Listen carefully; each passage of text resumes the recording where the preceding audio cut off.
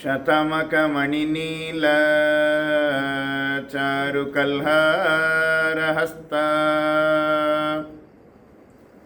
ಸ್ತನಭರನಮಿತಾಂಗೀ ಸಾಂದ್ರವಾತ್ಸಲ್ಯಸಿಂಧುಃ ಅಲಕವಿನಿಹಿತಾಭಿಃ ಷಗ್ಭಿರಾಕೃಷ್ಟನಾಥ ವಿಲಸತು ಮಯಿ ಗೋತಾ ವಿಷ್ಣುಚಿತ್ತಾತ್ಮಜಾನಃ.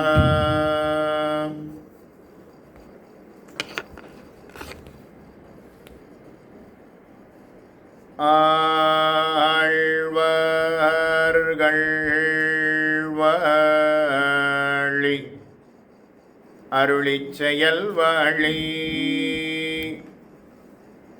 தாழ்வாதுமில் குறவர் தாம் வாழி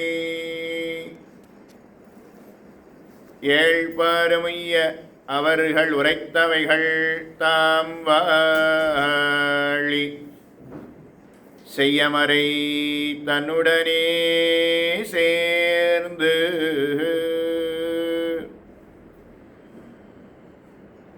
அடியார்கள் கூடியிருக்கக்கூடிய இன்றைய தினம் ஸ்ரீராமாயணம் கிஷ்கிந்தா காண்டம் யாத்திரையினுடைய முதல் நாள். நாம் அனைவரும் நாசிக் பஞ்சவட்டி என்கிற அற்புதமான புண்ணிய ஸ்தலத்துக்கு வந்திருக்கிறோம். நாளைய தினம் எந்தெந்த இடம் நாம் சேவிக்க இருக்கிறோமோ அதனுடைய சரித்திரம் என்ன அப்படிங்கிறத முதல்ல விண்ணப்பம் செய்கிறேன். எந்த இடத்த நாம் சேவித்தாலும் அந்த சரித்திர பாகத்தை அனுபவித்து சேவித்தாதான் சேவிச்ச ஒரு திருப்தி இருக்கும். இல்லைன்னா நாம் ஏதோ பார்த்துட்டு வந்தோம் அப்படிங்கிற ஒரு எண்ணம் தான் இருக்கும். 2024 ராமர் சன்னதி பிரதிஷ்டை நடந்தது இல்லையா? அந்த சமயத்தில் அயோத்தியில் இருந்து 9 நாட்கள் ராமாயணத்தை ஏற்பாடு செய்தார். அயோத்தியில் 3 நாட்கள் இருந்தோம். அதுக்கப்புறம் அருகில் இருக்கக்கூடிய இடங்களை எல்லாம் மொத்தத்தில் 9 நாட்கள் ராமாயணம் முழுக்க பிரவச்சனத்தோட 9 நாட்கள் ராமனோடு சம்பந்தப்பட்ட இடங்களை சேவித்தோம். சித்திரக்கூடம் வரைக்கும் சேவித்தோம். அதுக்கப்புறம் யாத்திரை முடியும் போது எதுக்கு சித்திரக்கூடத்தோட நிறுத்தணும்? சித்திரக்கூடத்தை தாண்டி அடுத்து ராமன் வந்த இடம் இந்த இடம் நாசிக் பஞ்சவட்டி. அதுக்கப்புறம் இங்கிருந்து ஹம்பி ஹோஸ்பேட் அப்படிங்கிற இடம், அந்த இடம் தான் கிஷ்கிந்தை. அந்த இடத்துல இருந்து அதுக்கப்புறம் திருக்குறுங்குடி வழியாக அங்கிருந்து திருப்புல்லானி வழியாக ராமன் லங்கைக்கு சென்றான். அதனால இந்த எல்லா இடத்தையுமே சேவிச்சு விடலாமே அப்படின்னு சொன்னோம். அவரும் சரி அப்படியே வச்சுடுவோம். அப்போ இந்த வருஷம் 9 நாள் நடந்திருக்கு. அடுத்த வருஷம் அதே போல் 1 வாரம் வச்சுப்போம். அதுக்கு அடுத்த வருஷம் 1 வாரம் வச்சுப்போம்னு சொன்னார். போன வருஷம் இது நடந்திருக்கணும். இந்த வருஷம் போன வருஷம் நடந்த ஸ்ரீலங்கா யாத்திரை நடந்திருக்கணும். ஆனால் அடியோங்கள் சொன்னோம், ஸ்ரீலங்காவில் அந்தந்த இடங்கள்லாம் இப்போ சேவிக்கிற அளவுக்கு இருக்கா? அடியோங்கள் போய் 10 வருஷம் ஆச்சு. அதனால் நீங்கள் யாராவது ஒருத்தர் ட்ரையல் ட்ரிப்பு போயிட்டு வந்துடுங்கன்னு சொன்னோம். அதனால் அவர் போயிட்டு வந்தார். போயிட்டு வந்த உடனே சுவாமி அத்தியாச்சரியமாக இருக்குது அந்தந்த இடங்கள்லாம், உடனே இந்த வருஷமே பண்ணிடுவோம், அடுத்த வருஷம் நாசிக் பஞ்சவடி வச்சுக்கலான்னு சொன்னார். அதனால் 2025 சுந்தரகாண்டம், அதுக்கப்புறம் யுத்த காண்டம் இது நடந்ததை ஸ்ரீலங்காவில் இருந்து 1 வாரம் இருந்து சேவித்தோம். சுந்தரகாண்ட உபன்யாசத்தோட யுத்த காண்ட உபன்யாசத்தோட 2025 ஜூலை மாதம் நடைபெற்றது. இப்போ நடுவில் விட்டு போனது எது? கிஷ்கிந்தா காண்டம். அதனால் அந்த இடத்த இந்த வருஷம் ஏற்பாடு பண்ணணும்னு சொன்னோம். அதனால் இந்த வருஷ தொடக்கத்திலேயே இன்னைக்கு மாசி முதல் நாள். அதனால் நாம் இன்னைக்கு கோதாவரி நதிக்கு அருகில் நாம் வந்திருக்கிறோம். முதல்ல கோதாவரியினுடைய ஏற்றம் என்ன அப்படிங்கிறத விண்ணப்பம் செய்து விடுகிறேன். நாளை காலை நாம் எல்லாரும் கோதாவரியில் ஸ்நானம் செய்ய இருக்கிறோம். அப்போ கோதாவரி நதியினுடைய ஏற்றம் என்ன அப்படிங்கிறத முதல்ல பார்த்துடுவோம். அதுக்கப்புறம் ஸ்ரீராமாயண சரித்திரத்தை, இங்கே என்ன சரித்திரம் நடந்தது அப்படிங்கிறத இன்றும் நாளையும் நாம் பார்க்க வேணும். நாளைக்கு சாயங்காலம் தாக்கேத் அப்படிங்கிற இடத்துக்கு போகிறோம். அந்த இடத்துல ஒரு பாதி இன்னைக்கு எது சொல்ல முடியலையோ அது எல்லாத்தையும் நாளைக்கு அங்கே பார்த்துடலாம். அதுக்கப்புறம் நாளைக்கு காலையில் நாம் என்னென்ன இடம் சேவிக்க வேணும்னு இருக்கோமோ அந்த இடத்தினுடைய வைபவத்தையும் விண்ணப்பம் செய்து விடுகிறேன். சரிதானா? கேட்டுக்கிறீங்களா? சரி. சக்கரவர்த்தி திருமகனான ஸ்ரீ ராமபிரான் அயோத்தியில திருவவதாரம் செய்தான். விஸ்வாமித்திரருடைய யாகத்தை ரட்சித்தான். சிவதனுசை முறித்தான். சீதையை திருக்கல்யாணம் செய்து கொண்டான். அயோத்தியில 12 வருட காலம் ஆனந்தமாக எழுந்தருளி இருந்தான். தாயார் தகப்பனார் வார்த்தையை கேட்டு கானகத்திற்கு வந்து சேர்ந்தான். ராமனுக்கும் குகனுக்கும் நட்பு ஏற்பட்டது. ஒரு நாள் குகனுடைய இருப்பிடத்தில் ராமன் இருந்தான். அதுக்கப்புறம் குகன் பார்த்து இங்கேயே 14 வருஷமும் இருக்கணும் அப்படின்னு வேண்டினான். ராமன் பார்த்து இது அயோத்திக்கு அருகில் இருக்கக்கூடிய இடம், அயோத்தியினுடைய எல்லை. நான் இங்கே இருக்கேன்னு தெரிஞ்சதுன்னா எல்லாரும் என்னை இங்கே வந்து பார்க்கணும்னு வருவா. அதனால் குகனே, உன்னுடைய அன்பிற்காக ஒரே ஒரு நாள் மட்டும் நான் இங்கே தங்குறேன். நாளை காலை கங்கைக்கரையை கடந்து அக்கறையில் என்னை விட்டுவிடு அப்படின்னு தெரிவித்தான். அதே போல கங்கைக்கரையை தாண்டினான், அக்கறையில் விட்டுவிட்டான். அந்த இடத்துல தான் பரத்வாஜர் ஆசிரமம். பரத்வாஜர் இடத்துல சென்று தான் வசிப்பதற்கு கானகத்தில் ஒரு நல்ல இடம் காட்ட வேணும் அப்படின்னு வேண்டினான். அப்போ பரத்வாஜர் பார்த்து, தெற்கு பக்கமாக போனால் சித்திரக்கூடம் அப்படிங்கிற இடம் வரும். அந்த சித்திரக்கூடத்துக்கு அருகில் நீ பர்ணசாலையை அமைத்து கொள்ளுவாய் அப்படின்னு சொல்ல, அதனால் ராமன் சித்திரக்கூடத்துக்கு அருகில் வந்தான். அந்த இடத்துல மந்தாகினி அப்படிங்கிற நதி அற்புதமாக ஓடுகிறது. அந்த மந்தாகினி நதி தீரத்தில் ராமன் பர்ணசாலையை அமைத்தான். அங்கே 11 மாதங்கள் ராமன் எழுந்தருளி இருந்தான். அதே சமயத்தில் ராமனை தேரில் கொண்டு வந்து குகனுடைய இருப்பிடத்தில் விட்டவர் தசரதனுடைய மந்திரி. அவர் திரும்ப ராமனிடத்தில் சென்றார். ராமன் கானகத்திற்கு சென்று விட்டான் சொன்னவுடனே ராமனை பிரிந்த வருத்தத்தில் தசரதன் சொர்க்கம் எய்தினார். அதுக்கப்புறம் பரதனுக்கு சங்கதியை தெரிவித்தார் வசிஷ்டர். பரதன் வந்து சேர்ந்தான். சத்ருக்னனை கொண்டு தசரதனுடைய சம்ஸ்காரங்கள் எல்லாவற்றையும் செய்தான். அதுக்கப்புறம் மூத்தவன் இருக்க இளையவன் எப்படி ஆள்வதுங்கிறது முடியும். ராமனுடைய ராஜ்யம் இதை நான் ஒரு காலம் ஆளப்போவது கிடையாது. அதனால் நான் ராமன் எங்கே இருக்கிறானோ அங்கு சென்று ராமனை திரும்ப அழைத்து கொண்டு வரப்போகிறேன். ராமனுக்கு பட்டம் சுட்டப் போகிறேன். ராமன் ஒரு கால் மறுத்தால் ராமனுக்கு பதிலாக நான் வனவாசம் செய்ய போகிறேன் அப்படின்னு சொன்னான். அதனால் பரதன் புறப்படுகிறான். தாய்மார் மூவரும் அவனோடு கூடவே புறப்பட்டார்கள். அயோத்தியில் இருக்கக்கூடிய அத்தனை பேரும் புறப்பட்டார்கள். யானைப்படை, தேர்ப்படை, காலாட்படை, குதிரைப்படை, இத்தோட பரதன் வருகிறான். இதை குகன் பார்த்து சந்தேகப்பட்டான்.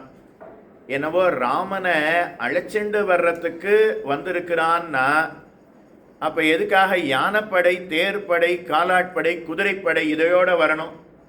தான் தனியாக வந்து அழைக்க வேண்டியதானே? படை வீரர்களோட, சேனாபதிகளோட, மந்திரிமார்களோட வந்தா அப்ப ராமனை கொல்லணுங்கிற எண்ணத்தோட வந்திருக்கிறானோ அப்படின்னு குஹன் பார்த்து, ஒரு கால் தீய எண்ணம் இருக்குமேயானால் கங்கைக்கரையை தாண்ட முடியாது. ஏன்னா கங்கைக்கரையை தாண்டணும்னா படகுல ஏறித்தான் அக்கறைக்கு போகணும். இந்த கங்கையினுடைய 2 கரையும் குஹனுடைய சொத்தான். கங்கையின் 2 கரை உடையான் அப்படின்னு கம்பர் தெரிவிக்கிறார். அதுக்கப்புறம் குஹன் பரதனை பார்த்து கேட்குறான். அப்போ பரதன் தெரிவிக்கிறான், நான் ஒருத்தன் ராமனை அழைச்சா ராமன் வரமாட்டேன்னு சொன்னா என்ன பண்றது? அதனால தான் அயோத்தியில் இருக்கக்கூடிய அத்தனை பேரும், அயோத்தியில் இருக்கக்கூடிய யானை, அயோத்தியில் இருக்கக்கூடிய குதிரை, அயோத்தியில் இருக்கக்கூடிய படை வீரர்கள், சேனாபதிகள், மந்திரிமார்கள், காவலர்கள், அயோத்தியா பிரஜைவாசிகள் அத்தனை பேரும் அழைச்சா அப்பவாவது ராமன் வரலாம் இல்லையா? அதுக்காகத்தான் இத்தனை பேரோட வந்திருக்கிறேன்னு சொன்னானாம். அப்போ குஹன் பார்த்து, பரதனுடைய தேஜஸ், அவனுடைய பக்தி, ராமனை பார்த்தா பரதனை பார்க்க வேண்டாம், பரதனை பார்த்தா ராமனை பார்க்க வேண்டாமா. ராம பக்தியே வடிவெடுத்து பரதன் உருவெடுத்து வந்திருக்கிறானாம். ராமனை வரைஞ்சு காட்டும்னு சொன்னா வரைஞ்சிடலாம், ராம பக்தியை வரைந்து காட்டும்னு சொன்னா எங்கேயாவது ராம பக்தியை வரைஞ்சு காட்ட முடியுமான்னா முடியாது. பரதனை வரைஞ்சிடணுமா, பரதனை வரைஞ்சு ராம பக்தின்னு பேர் கொடுத்துடணுமா. அதனால ராம பக்தியே வடிவெடுத்தவனாக பரதன் வந்திருக்கிறானே. 1000 ராமர்கள் நின்னில் ஒப்பர். பரதா 1000 ராமனுக்கு சமம் அப்படின்னு குஹன் சொன்னானாம். அதுக்கப்புறம் குஹன் அக்கறையில் விட்டான். பரத்வாஜரிடத்துல கேட்கிறான். பரத்வாஜர் பார்த்து சித்திரக்கூடத்தை கை காட்டினார். அதுக்கப்புறம் ராமன் சித்திரக்கூடத்தில், அதாவது இருப்பதை அறிந்து கொண்டு பரதன் சித்திரக்கூடத்தில் ராமனை சந்தித்தான். திரும்ப வரணும்னு அழைத்தான். ராமன் மறுத்தான். அதுக்கப்புறம் திருவடிகளை பெற்றுக்கொண்டு வந்தான். அயோத்தியில் உள்ள தான் இருக்காம அயோத்தியினுடைய வெளிப்பகுதியில் நந்தி கிராமம் அப்படிங்கிற இடத்துல பாதுகைகளுக்கு பட்டாபிஷேகம் செய்து ராமனுக்கு பதிலாக ராமனுடைய பாதுகை ஆளட்டும் அப்படின்னு பட்டாபிஷேகம் பண்ணினான். இது வரைக்கும் சித்திரக்கூடம் அப்படிங்கிற இடத்துல நடந்தது.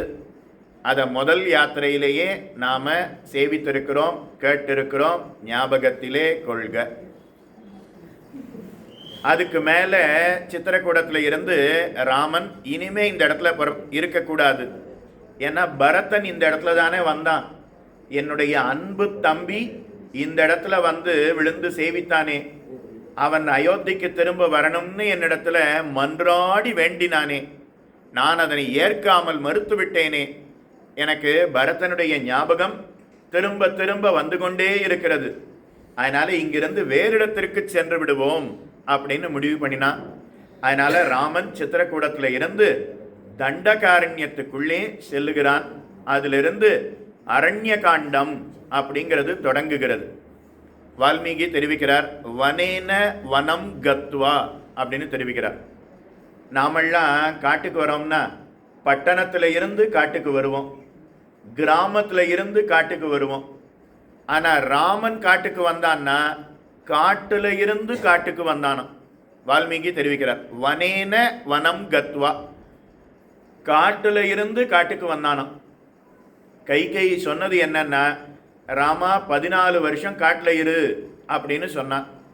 இப்போ 14 வருஷம் ஏதோ ஒரு காட்டில் இருக்கணும்னு தானே அர்த்தம். ஆனால் ராமன் அப்படி நினைக்கலையா. பாரத தேசத்தில் எத்தனை காடு எல்லாம் இருக்கோ எல்லா காட்டிலையும் இருக்கணும் அப்படின்னு முடிவு பண்ணிட்டானாம். அதனால சித்திரக்கூடம் அப்படிங்கிற வனம், அந்த இடத்துல இருந்து தண்டகாரண்யம் அப்படிங்கிற இடத்துக்குள்ள ராமன் உள்ளே நுழைந்தான். அதில் இருந்து அரண்ய காண்டம் அப்படிங்கிறது தொடங்குகிறது. அதில் நேர உள்ள நுழையும் போதே விராதன் அப்படின்னு ஒருவன் சீதையை அபகரித்தான். அதனால ராமலக்ஷ்மணர்கள் விராதனை வதம் பண்ணினார்கள். அதுக்கப்புறம் சரபங்கர் அப்படிங்கிற மகரிஷியை ராமன் சேவித்தான். எதுக்காக? கொஞ்சம் யோசிங்க. ஏற்கனவே பரத்வாஜரிடத்துல என்ன கேட்டான்? பதில் சொல்லுங்க. பரத்வாஜரிடத்துல என்ன கேட்டான்னு சொன்னேன்? தான் வசிப்பதற்கு ஒரு ஆசிரமம் எனக்கு இடம் காட்டும்னு கேட்டான் இல்லையா? சரபங்கர் இடத்துல வந்து நான் வசிப்பதற்கு, தண்டகாரண்யத்தில் வசிப்பதற்கு எனக்கு ஒரு இடம் வேணும் அப்படின்னு கேட்குறான். இந்த இடத்துல வசிப்பாய்ன்னு சொல்ல வேண்டியதானே? சுதீக்ஷ்ணருடைய ஆசிரமத்திற்கு செல்லுவாய், அவர் உமக்கு வழிகாட்டுவார் அப்படின்னு சொன்னார். அங்கிருந்து ராமன் சுதீக்ஷ்ணருடைய ஆசிரமத்திற்கு வருகிறான். சுதீக்ஷ்ணர் அவரிடத்துல கேட்குறான், நான் தண்டகாரண்யத்தில் வசிப்பதற்கு எனக்கு ஒரு இடம் காட்டும் அப்படின்னு கேட்க, சுதீக்ஷ்ணர் அவராவது காட்ட வேண்டியதானே? அவர் பார்த்து சுதர்சனருடைய ஆசிரமத்திற்கு செல்லும் அப்படின்னு சொன்னார். அதனால ராமன் சுதீக்ஷ்ண ஆசிரமத்தில் இருந்து சுதர்சனர் ஆசிரமத்திற்கு வருகிறான். சுதர்சனர் யாருன்னா அகஸ்திய பிராதா அப்படின்னு தெரிவிக்கிறார். அகஸ்தியருடைய சகோதரராம். அதனால அவரிடத்துல கேட்கிறான். அவர் பார்த்து அகஸ்தியரிடத்துல சென்று கேளும் அப்படின்னு சொல்ல ராமன் அங்கிருந்து அகஸ்தியருடைய ஆசிரமத்திற்கு வருகிறான். ஒவ்வொருத்தரிடத்துலையும் வரும்போது அவ பார்த்து ராமனுக்கு ஆசீர்வாதம் பண்ணி, என்னுடைய தபோ வலிமையை உனக்கு தருகிறேன், ஏற்றுக்கொள்வாய் அப்படின்னு சொல்ல ராமன் பார்த்து, இந்த தபோ வலிமையை நான் க்ஷத்ரியன், தானம் வாங்குவது அப்படிங்கிறது கூடாது. க்ஷத்ரியன் தானம் கொடுக்கலாமே தவிர தானத்தை பெறுவது அப்படிங்கிறது கூடாது. தேவரீர் ஆசீர்வாதம் மட்டும் பண்ணும். இந்த தபங்களையெல்லாம் நானே தவம் புரிந்து சம்பாதித்து கொள்கிறேன் அப்படின்னு ராமன் தெரிவித்தானாம். ஒவ்வொருத்தரும் ராமனை பார்த்துட்டு தனக்குண்டான மந்திரங்களை தானே சொல்லிக்கொண்டு அப்படியே அக்னி பிரவேசம் பண்ணினாலாம்.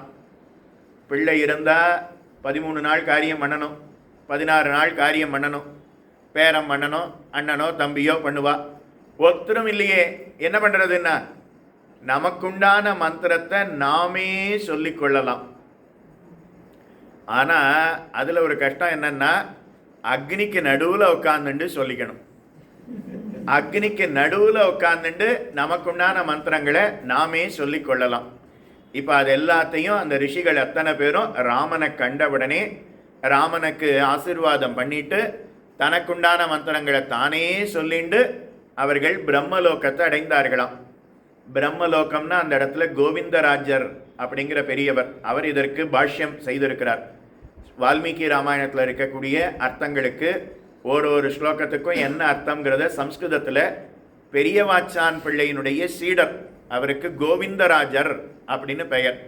அந்த கோவிந்தராஜருங்கிறவர் பாஷ்யம் காட்டியிருக்கிறார். பிரம்மலோகம்னா வைகுந்தலோகம் அப்படின்னு அர்த்தம்.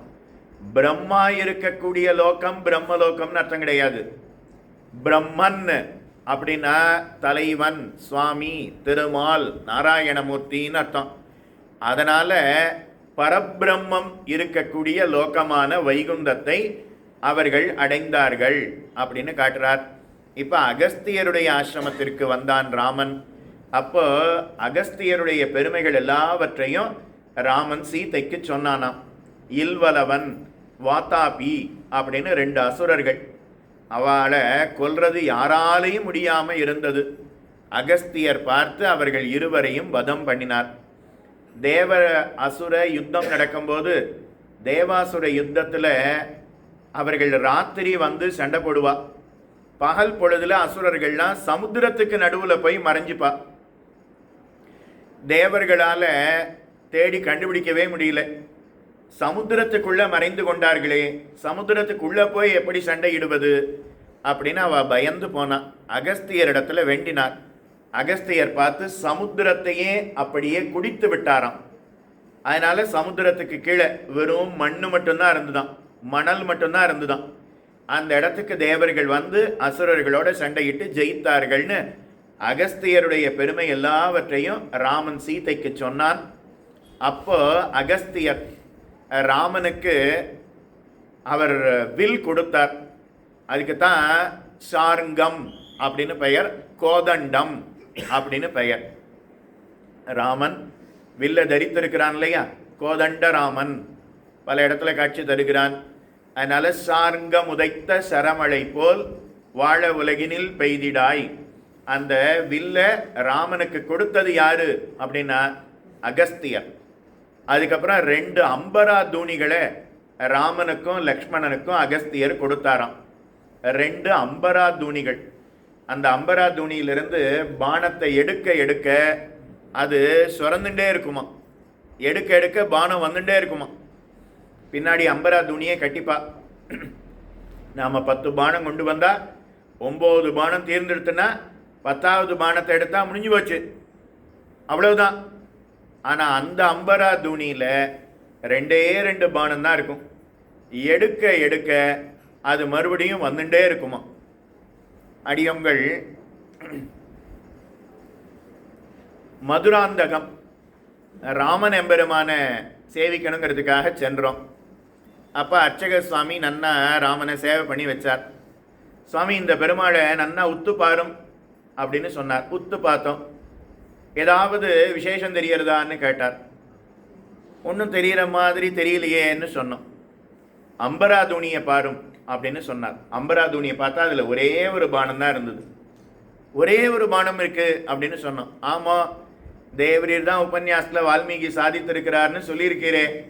எடுக்க எடுக்க அதில் இறைச்சுண்டே இருக்கும், இறைந்து விடும், அது மறுபடியும் மறுபடியும் வந்துடும்னு சொல்லியிருக்கிறதே. அது அப்படியே மதுராந்தகம் ராமனிடத்தில் சேவித்து கொள்ளலாம். மதுராந்தகத்தில் இருக்கக்கூடிய பெருமாள் பேர் சொல்லட்டுமா? கருணாநிதி பெருமாள்னு பேர். கருணாகரன் அப்படின்னு பெயர், கருணாநிதி பெருமாள்னு பேர். இன்னைக்கு சொன்னோம்னா அந்த பெயரை கொண்டு இருந்தாரா அப்படின்னு நமக்கே தோணி போயிடும். இருக்கட்டும், இதுக்காக சொல்ல வந்தேன்னா, அகஸ்தியர் அவரிடத்துல ராமன் பார்த்து, நான் தண்டகாரண்யத்தில் இருப்பதற்கு ஒரு இடம் காட்ட வேணும் அப்படின்னு கேட்ட உடனே அகஸ்தியர் பார்த்து சொன்னாராம், கோதாவரி நதி தீரம் இந்த இடம் நாசிக். நாசிக்னு அப்புறம் தான் பேர் வந்தது, உங்களுக்கு புரியணுங்கிறதுக்காக சொல்கிறேன். அதனால் கோதாவரி நதி தீரம் பஞ்சவட்டி அப்படிங்கிற இடம், அந்த இடத்துல நீ பர்ணசாலை அமைத்து ஆசிரமம் அமைத்து அந்த இடத்துல தவம் புரிவாய் அப்படின்னு சொன்னாராம். அதனால் ராமன், லக்ஷ்மணன், சீதை 3 பேரும் அகஸ்தியர் வழிகாட்ட இந்த இடத்தை நோக்கி வருகிறார்கள். இப்போ தான் நான் தொடக்கமே, அப்போது 15 நிமிஷம் 20 நிமிஷம் சொன்னது எல்லாம் உங்களை இந்த தொடக்கத்துக்கு கூட்டின்னு வரணுமே. முன்னுரையே இப்போ தான் பார்த்துருக்கோம். அதனால் ராமன் தண்டகாரண்யத்துக்குள்ள அப்படியே வருகிறான், பஞ்சவட்டியை நோக்கி வருகிறான். பஞ்சவட்டி அப்படின்னா பஞ்சன்னா 5, வட அப்படின்னா வட விருட்சம், ஆலமரம். 5 ஆலமரம் இருக்கான். அதுதான் இந்த கோதாவரி நதி தீரத்துக்கு அடையாளமா. இந்த ஊருக்கே அடையாளம் எதுன்னா 5 வட விருட்சம்.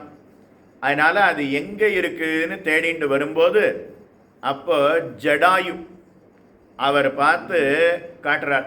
5 வட விருட்சம், கோதாவரி நதி தீரத்துக்கு தானே போனோம், அந்த இடத்துக்கு அருகில் 5 ஆலமரம் இருக்கும். இன்றைக்கும் நீங்கள் நாளைக்கு அந்த இடத்த நீங்கள் சேவிக்க போகிறீர்கள்.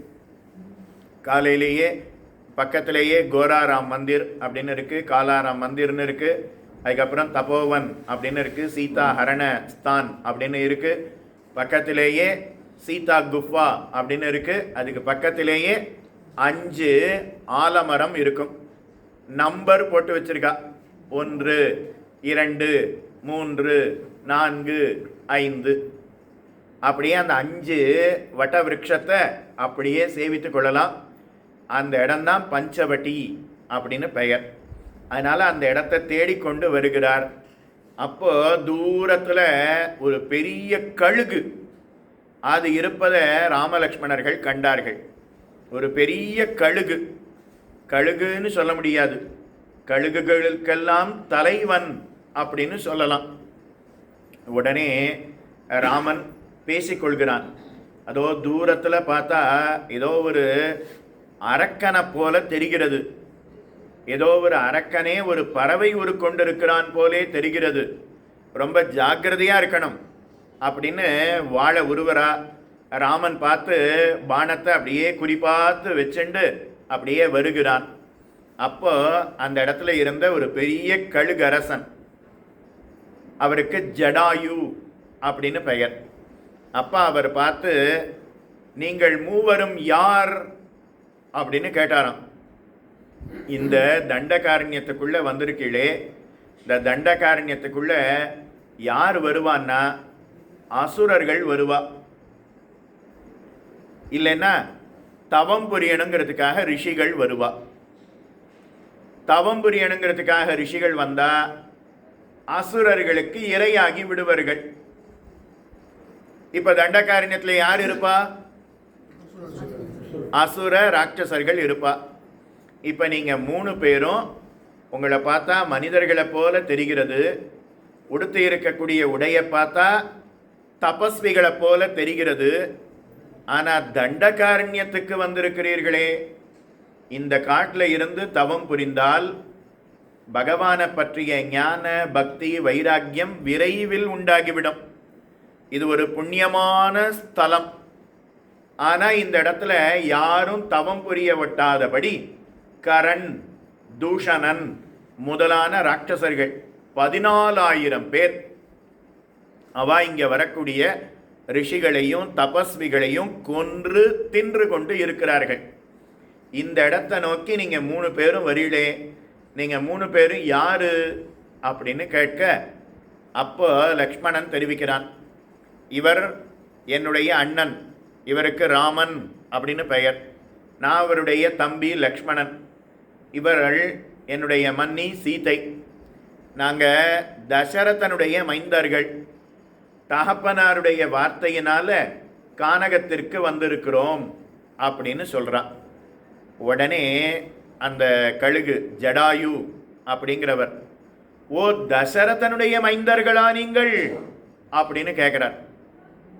நவோ தசரதனை ரொம்ப தெரிஞ்ச மாதிரி, தசரதனுடைய மைந்தர்களா நீங்கள் அப்படின்னு கேட்டாராம்.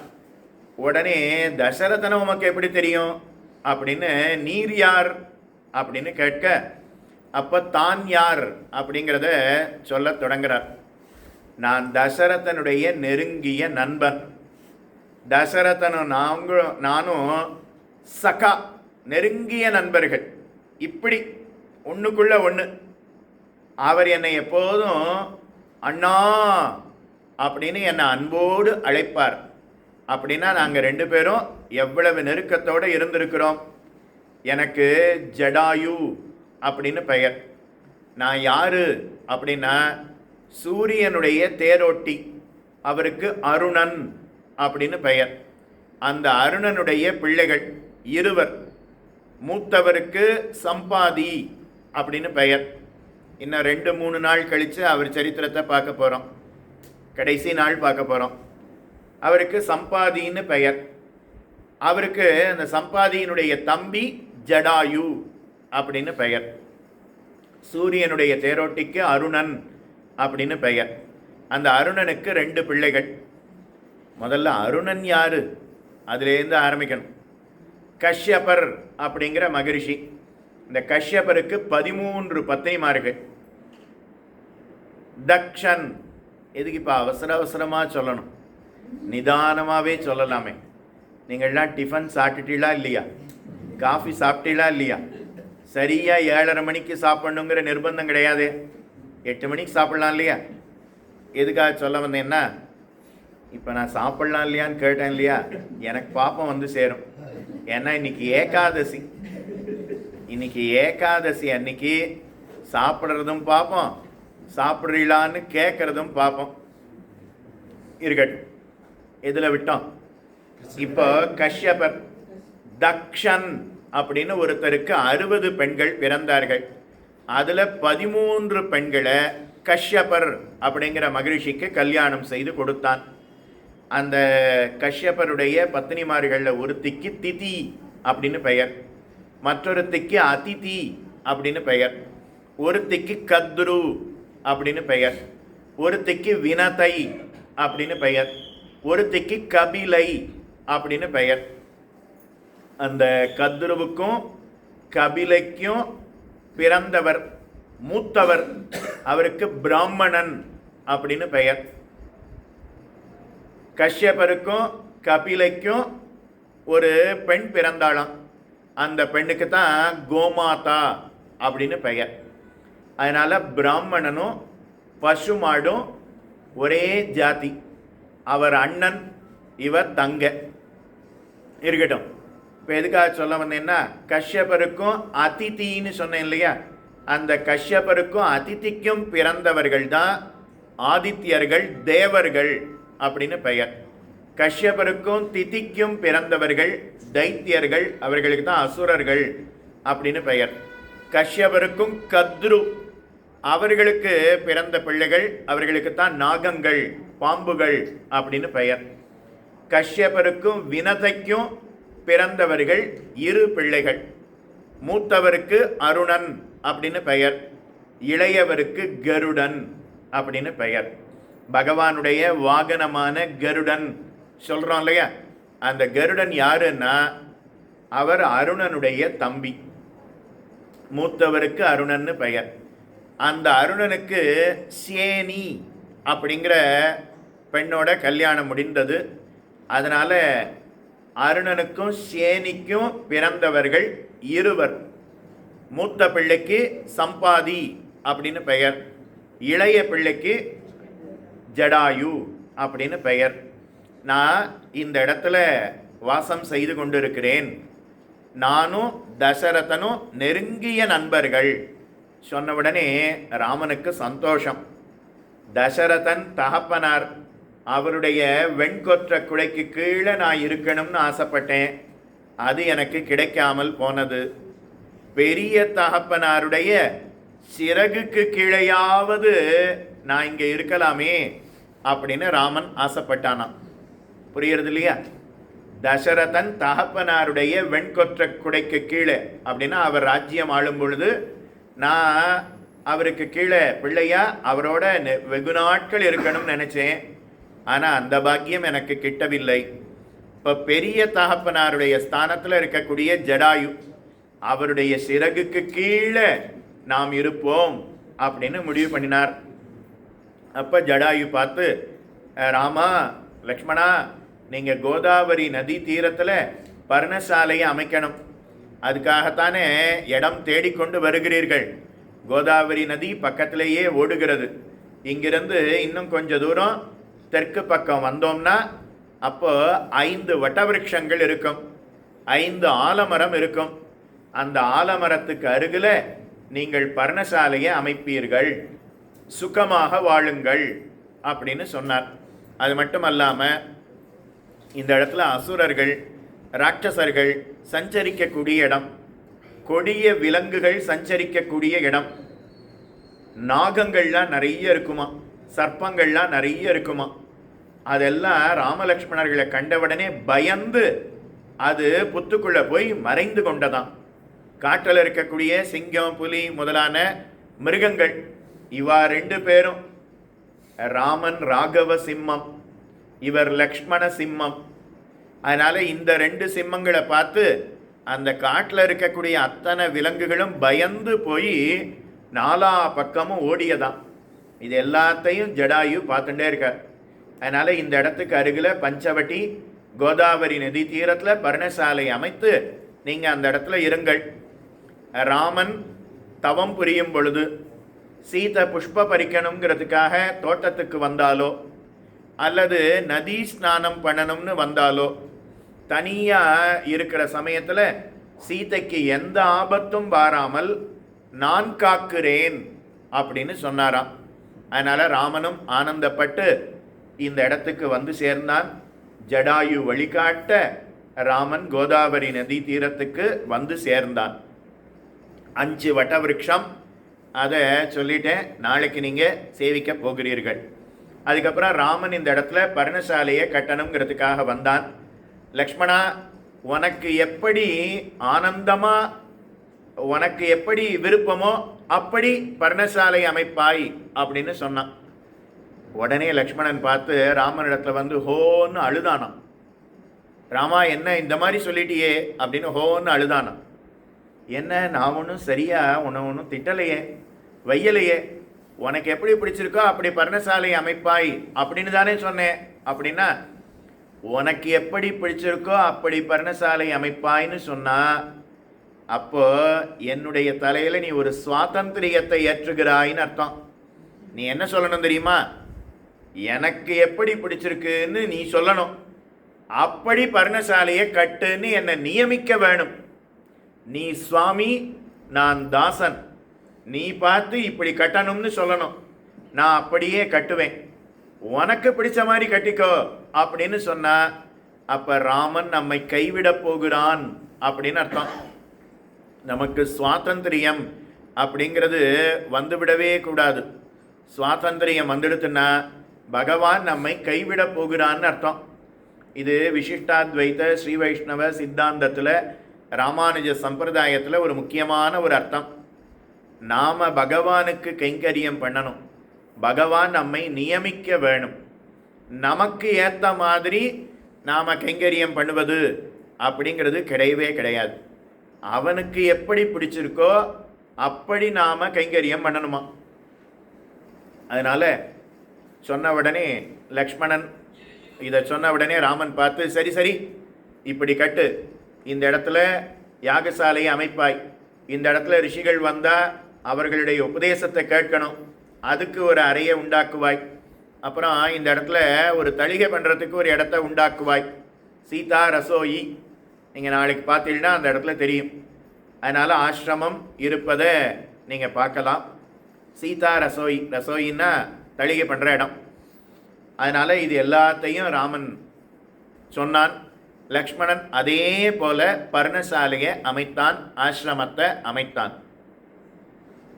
அது நிறைய இந்த மரத்தினுடைய செடி, மரத்தினுடைய இலை தலைகளை அதையே பரப்பி பர்ணசாலையை அமைத்தானாம். நாம் கான்கிரீட் போட்டுருவோம், மேலே டைல்ஸ் போட்டுருவோம், கடப்பாக்கல் பதிச்சிடுவோம், மார்பிள் பதிச்சிடுவோம். அன்னைக்கு ராமன் அப்படிலாம் அந்த அனாச்சாரத்தை செய்யவே இல்லை. எல்லாமே இலை தலைகளை வச்சே தானும் அமைத்தானாம். அதனால தான் அடியன் சொல்லும்போது ஆசிரமம்னு சொல்லிட்டு இருக்கேன், பர்ணசாலைன்னு சொல்லிட்டு இருக்கேன் விடாமல். இல்லைன்னா ராமனுடைய கிரகம்னே சொல்லியிருக்கலாம், அரண்மனைன்னே சொல்லியிருக்கலாம். பெரியோர்களுடையது சின்னதாக இருந்தாலும் அரண்மனைன்னு தான் சொல்லணும். ஆச்சாரியனுடையது சின்னதாக இருக்கும். ஆச்சாரியனுடைய இருப்பிடத்தை எப்படி சொல்லணும்னா தேவரீர் திருமாளிகைன்னு சொல்லணும். நம்மோடது அரண்மனை ஆட்டம் இருக்கும். அப்போ நாம் என்ன சொல்லிக்கணும்னா அடியனுடைய குடிசை அப்படின்னு சொல்லியிருக்கணும். ஆச்சாரியனை போய் சுவாமி அடியோங்கள் குடிசைக்கு எழுந்தருள வேணும் அப்படின்னு பிரார்த்திக்கணும். தேவரீர் திருமாளிகைக்கு அடியோங்கள் எப்போ வரணும் அப்படின்னு கேட்கணும். உண்மையிலேயே அவருடைய திருமாளிகையே இருக்காது, அது குடிசையாக தான் இருக்கும். நம்முடையது குடிசைன்னா குடிசையாக இருக்காது, அது அரண்மனையாக கூட இருக்கலாம். ஆனாலும் நாம் அப்படித்தான் சொல்லிக்கொள்ள வேணும். அதனால் ராமனுக்கு லக்ஷ்மணன் பர்ணசாலையை அமைத்து கொடுத்தான். ராமன் பார்த்து ஆச்சரியப்படுறான். பாவஜ்ஞேன கிருதஜ்ஞேன தர்மஜ்ஞேனச்ச லக்ஷ்மண துவயா புத்திரேன தர்மாத்மா ந சம்பிருத்த பிதாமம. லக்ஷ்மணா, எவ்வளவு அழகாக கட்டியிருக்க. எங்கள் தகப்பனார் தசரதன் இருந்தால் எனக்கு பார்த்து பார்த்து பார்த்து பார்த்து எப்படி கட்டுவாரோ அதை போல நீ கட்டி கொடுத்திருக்கிறாயே. தசரதனான என்னுடைய தகப்பனார் அப்படின்னு சொல்லாம லக்ஷ்மணா உன்னுடைய தகப்பனார் மாண்டு போனார் அப்படின்னு தெரிவிக்கிறான். துவயா புத்திரேன தர்மாத்மா நசம்பிருத்த பிதாமம. லக்ஷ்மணா, உன்னுடைய தகப்பனார் மாண்டு போனார் அப்படின்னு சொன்னான். ரெண்டு பேருக்கும் தானே தகப்பனார் தசரதன். அதென்ன லக்ஷ்மணா ஓன் தகப்பனார் போயிட்டார்னா அப்போ ராமனுக்கு தகப்பனார் போலையாம். ஏன்னா லக்ஷ்மணன் உருவத்தில் என்னுடைய தகப்பனார் மறுபடியும் வந்திருக்கிறார். அதனால் லக்ஷ்மணா உனக்குத்தான் தகப்பனார் போயிருக்காரே தவிர எனக்கு தகப்பனார் லக்ஷ்மணன் உருவத்தில் இருக்கிறார் அப்படின்னு ராமன் சொன்னானாம். அப்படி பார்த்து பார்த்து பர்ணசாலை அமைத்தான். அந்த இடத்துல ராமன் வாழ்ந்து கொண்டு வருகிறான். ஒவ்வொரு நாளும் கோதாவரியில் ஸ்நானம் பண்ணுவாராம். அந்த இடத்துக்கு ராமகுண்ட் அப்படின்னு பெயர். இங்கிருந்து நாம் ஒரு 1.5 கிலோமீட்டர் போனோம்னா நாளை காலை அநேகமாக விடிஞ்ச உடனே நாம் அத்தனை பேரும் நேராக போய் ராம்குண்டு, ராம்காட்டுன்னு சொல்லுவா அல்லது ராம்குண்டு அப்படின்னு சொல்லுவா. அந்த இடத்துல தான் நாம் ஸ்நானம் பண்ணணுங்கிறதுக்காக செல்ல போகிறோம். அடியவங்கள் நேற்று சாயங்காலம் வந்தோம். அதனால் இன்றைக்கி காலையில் கோதாவரியில் போய் ஸ்நானம் பண்ணிட்டு வந்தோம். காலையில் விடிஞ்ச உடனே புறப்படுவோம் அப்படின்னு இருந்தோம். 5:30 மணிக்கே வந்துட்டா. சுவாமி போகலாமா அப்படின்னு கேட்டா. கொஞ்சம் விடிஞ்ச உடனே போவோம் அப்படின்னு சொன்னோம். 6 மணிக்கு வந்தா. சுவாமி புறப்படலாமான்னா. அப்போவும் விடிஞ்ச மாதிரி தெரியல. 6:30 மணி ஆச்சு, விடிஞ்ச மாதிரி தெரியல. 7 ஆச்சு. சரி, இதுக்கு மேலே நாம் காத்துருக்க முடியாது. 5:30 மணிக்கு ஸ்நானம் பண்ணணும். அதுக்கு மேலே பண்ணினா பார்ப்போம். அதனால் இதுக்கு மேலே நாம் காத்துருக்க முடியாது, நம்ம கீழே இறங்கிடுவோன்னா. அப்போ தான் 7 மணிக்கு தான் அலாரம் வச்சு மெல்லமாக எழுந்திருக்கிறார், கதவை திறக்கிறார். அப்படின்னா அப்போ தான் கொஞ்சம் விடிஞ்ச மாதிரி இருந்தது. அதனால் எதுக்காக சொல்ல வந்தேன்னா, நாளைக்கு உங்களுக்கு 6:30 மணிக்கு 2 எழுத்து பானம் கொடுத்துடுவா. 6:45 இங்கே சித்தமாக இருங்கோ. விடிஞ்சிடுத்துன்னா அப்படியே கிளம்பிடலாம். இல்லைன்னா ஒரு 5-10 நிமிஷம் தாமதமாக நாம் போய் ராம்குண்டில் ஸ்நானம் பண்ணுவோம். ராமன் அந்த இடத்துல ஸ்நானம் பண்ணினானா. ராமன் 14 வருஷம் வனவாசம் பண்ணினான்னு சொன்னேன் இல்லையா. அதில் 11 மாதம் சித்திரக்கூடத்தில் இருந்தான். கணக்கு சொல்லட்டுமா? 11 மாதம் சித்திரக்கூடத்தில் இருந்தான். அப்போ கழிச்சுக்கோங்க, மீதி எத்தனை வருஷம் இருக்கு? 13 கூட்டல் 1, ஒரு மாதம். சீதையை ராவணன் தூக்கிண்டு போனான் இல்லையா, அதில் இருந்து 10 மாதம். அது 10 மாதம் முடிஞ்சது. 10 மாதம் முடிஞ்ச மறுநாள் 14வது வருஷம் பூர்த்தி ஆயிடுது. அப்போ 11 மாதம் கூட்டல் 10 சேர்த்துக்கோங்க, 21 மாதம். கிட்டத்தட்ட 2 வருஷம், 1.25 வருஷம் அப்படின்னு வச்சுக்கோங்க. அப்போ மீதி நடுவில் எத்தனை வருஷம் இருக்கு? 12 வருஷம், 12.25 வருஷம் இருக்கு இல்லையா. அந்த 12.25 வருஷமும் சரபங்கருடைய ஆசிரமத்தில் சில நாள், அதுக்கப்புறம் சுதீக்ஷ்ணருடைய ஆசிரமத்தில் சில நாள், அகஸ்தியருடைய ஆசிரமத்தில் சில நாள், அதுக்கப்புறம் சுதர்சனருடைய ஆசிரமத்தில் சில நாள். இப்படி ஒரு இடத்துலையும் 3 மாதம், 6 மாதம், 1 மாதம், 8 மாதம், திரும்ப மறுபடியும் 1 மாதம், இப்படியே தண்டகாரண்யத்தில் பல இடத்துல ராமன் இருந்தானாம். அதில் இந்த இடத்துக்கு வந்து இருந்ததுன்னா கிட்டத்தட்ட 3 வருட காலம் இந்த இடத்துல இருந்திருக்கான். அதுக்கப்புறம் தூக்கிண்டு போயிருக்கான். அப்போ கடைசி 10 மாதம், அதுக்கு முன்னாடி கிட்டத்தட்ட 3 வருஷம் இந்த இடத்துல ராமன் இருந்திருக்கிறான். அப்போ 14 வருஷத்தில் அதிகமான நாள் இருந்த இடம் எதுன்னா அது பஞ்சவட்டி. அந்த 3 வருஷமும் ராமன் ஒவ்வொரு நாளும் எந்த இடத்துல ஸ்நானம் பண்ணுவானோ அந்த இடத்துல நாளைக்கு நாம் ஸ்நானம் பண்ண செல்லுகிறோம். ராம்குண்ட் அப்படின்னு பெயர். கோதாவரி அவ எப்படி வந்தா அப்படிங்கிற சரித்திரம் வராக புராணத்தில் இருக்கு. அதனால் அதையும் சேர்த்து விண்ணப்பம் செய்கிறேன். சொல்லணுமா? 5 நிமிஷம் கூட ஆகும். அடியோங்கள் மதுரையில் மாதம் ஒரு நாள் வராக புராணம் சொல்லி கொண்டு வருகிறோம். அப்போ அடுத்த மாதம் அங்கே என்ன சொல்லணுமோ அது இந்த விஷயம் உங்களுக்கு இப்போதே சொல்லிடுறேன். கோதாவரி எப்படி வந்தது அப்படின்னா, இந்த இடத்துல கௌதமர் அப்படிங்கிற மகரிஷி இந்த இடத்துல இருந்து பிரம்மதேவரை குறித்து தவம் புரிந்தாராம். யாரு கௌதமர்? எங்கேயோ கேள்விப்பட்ட மாதிரி இருக்கே. அகலிகை, சதானந்தருடைய தகப்பனார், அகலிகையினுடைய பர்த்தா கௌதமர். ராமனுடைய திருவடி பட்டது, அகலிகை சாப விமோச்சனமானது, கேள்விப்பட்டிருக்கோம் இல்லையா?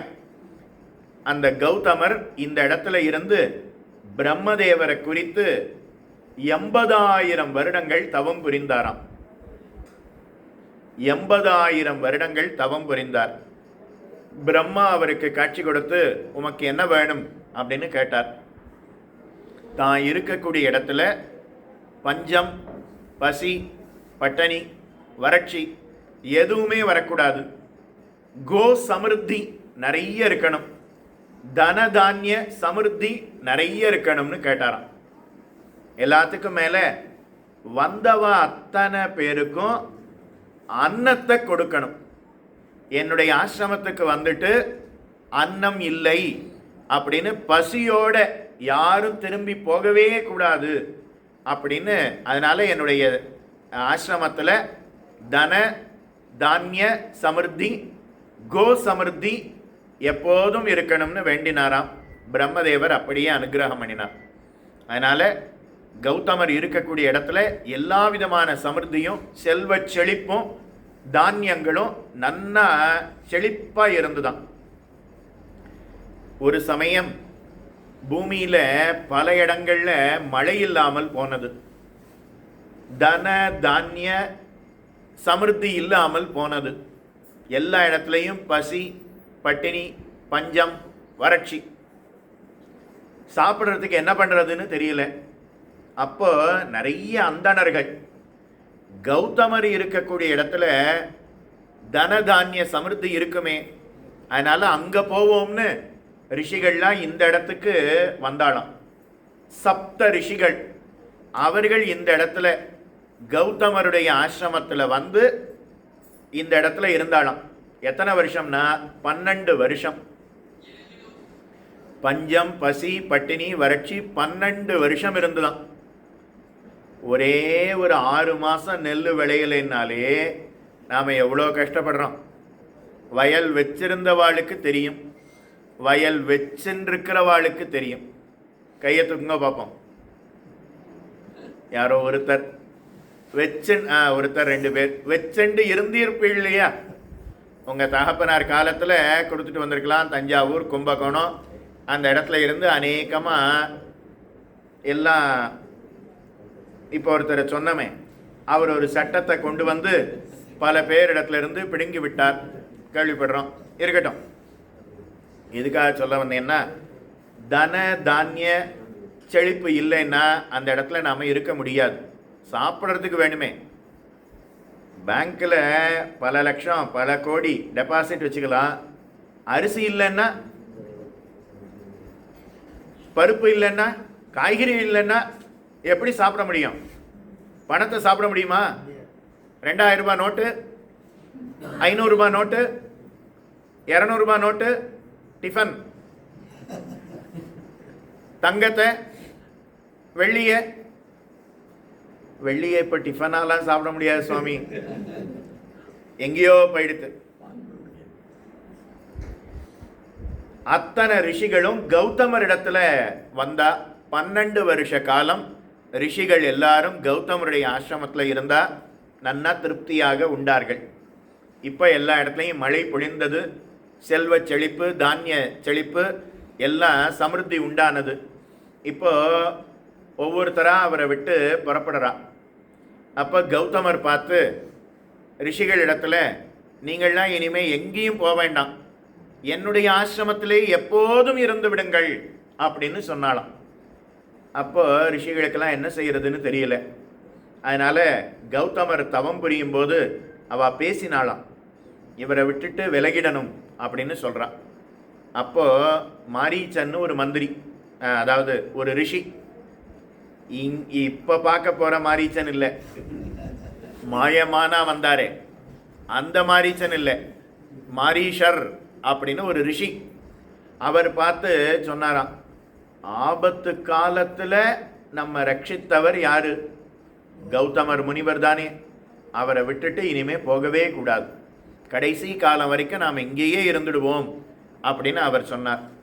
அப்போ சாண்டில்யர் முதலான சில பேர், அவர்கள்லாம் கிடையவே கிடையாது, இவரிடத்துல நாம் சாப்பிட்டா இவருக்கு அடிமையா, அதனால இங்கே இருக்கக்கூடாது, புறப்பட்டு போகணும் அப்படின்னு முடிவு பண்ணினான். அப்போ கௌதமரிடத்துல இருந்து புறப்பட்டு போகிறதுக்கு ஏதாவது ஒரு சாக்கு வேணுமே. சாக்குன்னா அரிசி வச்சிருக்கோமே, ரீசன். ஏன்னா ஒரு இடத்துல பாதுஷா ஒருத்தர் வந்தார்னு சொன்னோம்.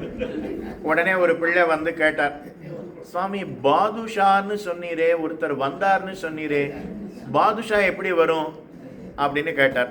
பாதுஷான்னா லட்டு பாதுஷா இல்லை, துருஷ்க ராஜாவுக்கு பாதுஷான்னு பேர். அவருக்கு ஏன் பாதுஷான்னு பேர் வச்சாலோ தெரியல, அதனால பெருகிடும்.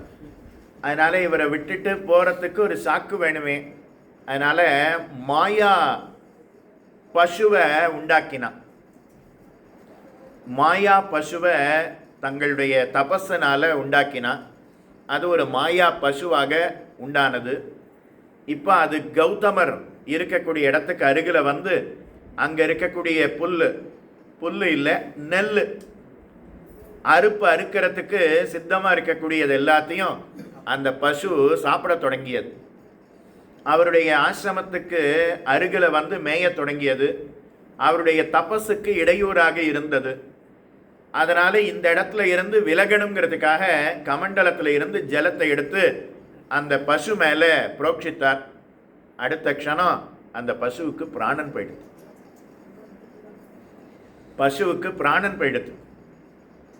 பசுவை கொன்னா கோஹத்தி தோஷம். அதனால கோஹத்தி தோஷம் இவருக்கு வந்துவிட்டது. இதையே சாக்கா வச்சு ரிஷிகள்லாம் புறப்பட்டுட்டான். கோஹத்தி தோஷம் இருக்கக்கூடிய ஒரு அந்தணனுடைய இருப்பிடத்தில் இருக்கக்கூடாது. ஒரு பசுவை கொன்ற ஒரு பிராமணன் அவனை பார்க்கவே கூடாதான். பசுவை கொண்ட பிராமணன்னா பிராமணனையே பார்க்கக்கூடாதுன்னா அப்போ மற்றவர்கள்னா என்ன ஆகும்? நாம் எத்தனை பசுவை கொல்லுகிறோம், எத்தனை பசுவை வெட்டி உணவாக எடுத்துக்கொள்கிறார்கள். நாம் அதை சகித்து கொண்டிருக்கிறோமே. இங்கெல்லாம் பண்ண முடியுமா? அந்த மாதிரி நாசிக்கில் எங்கேயாவது இறைச்சி கடை இருக்கான்னு பாருங்க. இப்போ சொன்னால் பாப்பம் வந்து சேரும். ஏகாதசி அன்னைக்கு இந்த வார்த்தையை போய் சொன்னோம். ஆனால் நம்ம ஊருக்குள்ளே வந்தால் முதல்ல அதுதான் இருக்கும். ஒரு பசுவை கொன்றபடியினால அந்த பாப்பத்தை போக்கிக் கொள்வதற்கு என்ன செய்யறதுன்னு தெரியல. தன் கூட இருந்த ரிஷிகள் அத்தனை பேரும் தன்னை விட்டு விட்டு சென்று விட்டார்களே அப்படின்னு அவர் பார்த்து பிரம்மதேவரை குறித்து மறுபடியும் தவம் புரிந்தார். பிரம்மதேவரை குறித்து இந்த இடத்துல தவம் புரிந்தார். அப்போ பிரம்மா அவருக்கு காட்சி கொடுத்து என்ன வேணும்னு கேட்டார். இந்த கோஹத்தி பாபத்தை போக்கிக்கிறதுக்கு நாரதர் என்னிடத்துல ஒரு வழி சொன்னார். என்னன்னா, ஆகாசத்தில் இருக்கக்கூடிய கங்கை அது பூமியில வந்து அந்த கங்கா தீர்த்தத்தினால இந்த பசுவுக்கு தர்ப்பணம் பண்ணினா, இந்த பசுவனுடைய சாம்பலை கங்கா ஜலத்தினால நிறைத்தால் அப்போ கோஹத்தி தோஷம் போயிடும்னு சொன்னார். அதனால பிரம்மதேவரிடத்துல ஆகாசத்தில் இருக்கக்கூடிய கங்கை பூமிக்கு வரணும் அப்படின்னு கௌதமர் வேண்டினாராம். அதனால பிரம்மதேவர் அனுகிரகம் பண்ணினார். அதனால கங்கையே அவள் இந்த இடத்துக்கு வந்தாள். அதனால இங்க கங்கையே ஓடுகிறாள். அப்போ பசு அதனுடைய சாம்பல் அது மேல கங்கை ஓடினா. கோன்னா பசு, தா அப்படின்னா தாத்தா. பசுவனுடைய பிராணனை கொடுத்தார் இல்லையா, கோதா. அது ரொம்ப உயர்ந்த செயல். பசுவனுடைய பிராணன் எத்தனையோ வருஷங்களுக்கு முன்னாடி பிராணன் போனதை திரும்ப கொண்டு வந்தாரே, ரொம்ப உயர்ந்த செயலாச்சே.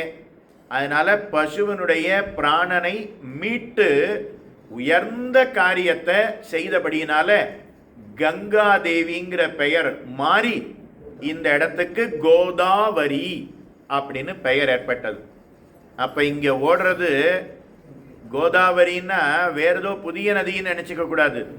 சாக்ஷாத் கங்கா, பகவானுடைய ஸ்ரீபாத தீர்த்தம். எந்த கங்கை ஹரித்வாரில் ஓடுகிறதோ எந்த கங்கை வாரணாசியில் ஓடுகிறாளோ அந்த கங்கை தான், எந்த கங்கை ஆகாசத்தில் இருக்கிறதோ அந்த கங்கை தான் இங்கேயும் ஓடுகிறாள். ஆனால் பேரு மட்டும்தான் வேற. அதனால் கோதாவரி அப்படின்னு பெயர். இப்போ அந்த பசு பிழைத்தது. பிழைச்சு எழுந்த உடனே அது மறைந்து போனது. ஒரே ஆச்சரியம். அது என்ன, பிழைத்து எழுந்த உடனே அந்த பசு மறைஞ்சு போயிடுத்தே.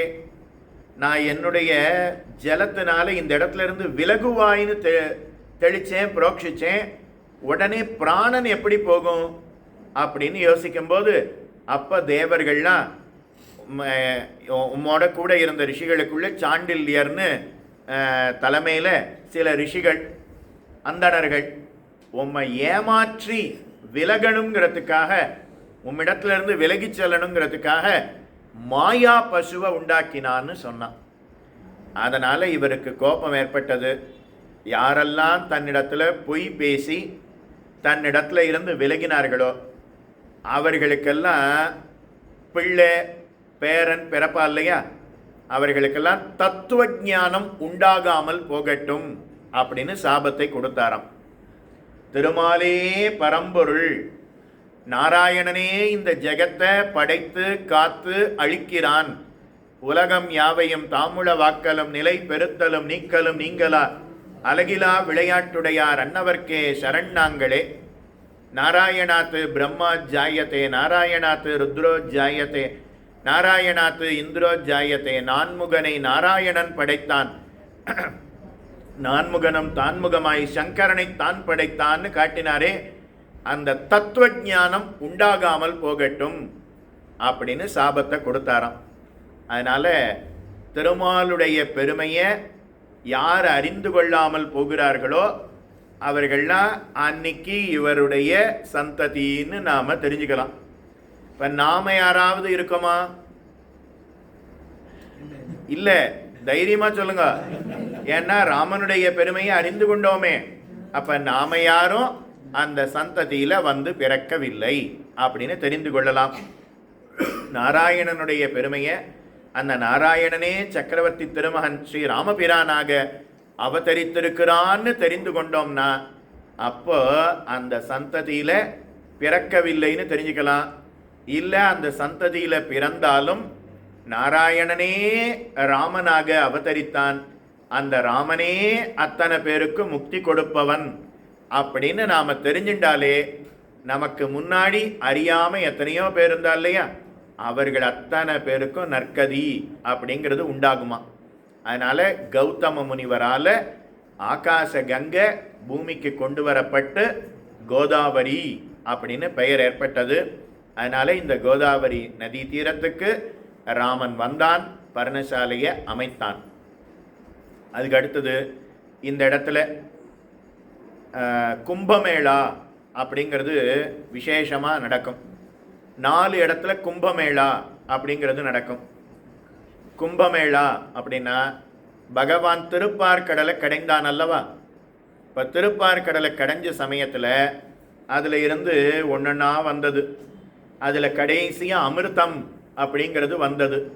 அந்த அமிர்தத்தை தேவர்களுக்கும் அசுரர்களுக்கும் பிரித்து கொடுக்கும்போது அப்போ அதிலிருந்து 4 சொட்டு பூமியில் விழுந்துதான். அது எந்த இடம் அப்படின்னா ஹரித்வார். எங்கே இருக்கு ஹரித்வார்? உத்தராகண்ட். சேவிச்சிருக்கீங்களா? பத்ரிகாசிரமம் போகிற வழி கங்கா ஹாரத்தி விசேஷமாக நடக்கிறது ஹரித்வார். அந்த இடத்துல முதல் சொட்டு விழுந்தது. அடுத்து 2வது பிரயாக்ராஜ் அப்படிங்கிற இடம். கங்கா யமுனா சரஸ்வதி 3 சேர்றது இல்லையா. முன்னாடி அலகாபாத் அப்படின்னு இருந்தது, இப்போ பேர் மாறி கிட்டத்தட்ட 10 வருஷம் ஆச்சுன்னு நினைக்கிறேன். யோகி வந்த உடனே பிரயாக்ராஜ் அப்படின்னு மாற்றினார். அதனால் அந்த பிரயாக்ராஜ் அங்கே ஒரு சொட்டு விழுந்தது, 2வது சொட்டு வச்சுக்கோங்க. அடுத்து 3வது சொட்டு அது எந்த இடம் அப்படின்னா நாசிக் பஞ்சவட்டி. ராம்குண்டுன்னு சேவிக்க போகிறோம் இல்லையா, அந்த இடம். அந்த இடத்துல தான் அமிர்த பிந்து அப்படிங்கிறது விழுந்தது. அதுக்கு அடுத்தது 4வது இடம். அது எப்படி அப்படின்னா உஜ்ஜைன் அப்படிங்கிற இடம். க்ஷிப்ரா அப்படிங்கிற நதி ஓடுகிறது. அந்த க்ஷிப்ரா நதி தீரம் உஜ்ஜைன் அப்படின்னு பெயர். அந்த இடத்துல தான் கண்ணன் சாந்தீபனி அப்படிங்கிற மகரிஷியின் இடத்துல காலக்ஷேபம் பண்ணினான். சாந்தீபனி மகரிஷியின் இடத்துல ஆயக்கலைகள் 64ஐயும் 64 நாட்களில் அறிந்து கொண்ட இடம். அந்த இடத்துக்கு உஜ்ஜைன் அப்படின்னு பெயர். அதனால் அந்த இடம். அப்போ 4 இடம் பார்த்துருக்கோமா? அதில் கோதாவரி, நாசிக் அப்படிங்கிற இடம். அதனால் இந்த இடத்துல 12 வருஷத்துக்கு ஒருக்கா கும்பமேளா அப்படிங்கிறது வரும். 6 வருஷத்துக்கு ஒருக்கா அர்த்த கும்பமேளா அப்படிங்கிறது வரும். 12 12 144 வருஷத்துக்கு ஒருக்கா மகா கும்பமேளா அப்படிங்கிறது வரும். 12 வருஷத்துக்கு ஒருக்கா வரும்னு சொன்னேன் இல்லையா, அதுக்கு கும்பமேளா. 144 வருஷத்துக்கு ஒருக்கா வருமே, அது மகா கும்பமேளா. 6 வருஷத்துக்கு ஒருக்கா வரும்னு சொன்னேன் இல்லையா, அர்த்த கும்பமேளா. அது எந்த வருஷம் தெரியுமா? 2026. நாம வந்திருக்கிற இந்த வருஷம் இன்னொரு 6 மாசத்துல ஜூலையிலேயோ ஆகஸ்ட்லேயோ வரப்போறதான். இப்போ சீதா குஃபான்னு சொன்னேன் இல்லையா, அந்த இடத்துல வேலை நடக்கிறது. அந்த இடத்துல உள்ள குகைக்குள்ள போய் சீதையை சேவிக்கணும். அந்த இடத்த அர்த்த கும்பமேளா வர்றதுங்கிறதுக்காக அந்த இடத்த ரினியூவேட் பண்ணிட்டு இருக்கா. சில சமயம் உள்ள அனுப்புகிறா. வேலை நடந்துட்டு இருந்ததுன்னா கிடையாது, நாளைக்கு உங்கள் ராசி எப்படி இருக்கோ தெரியாது, பார்ப்போம்.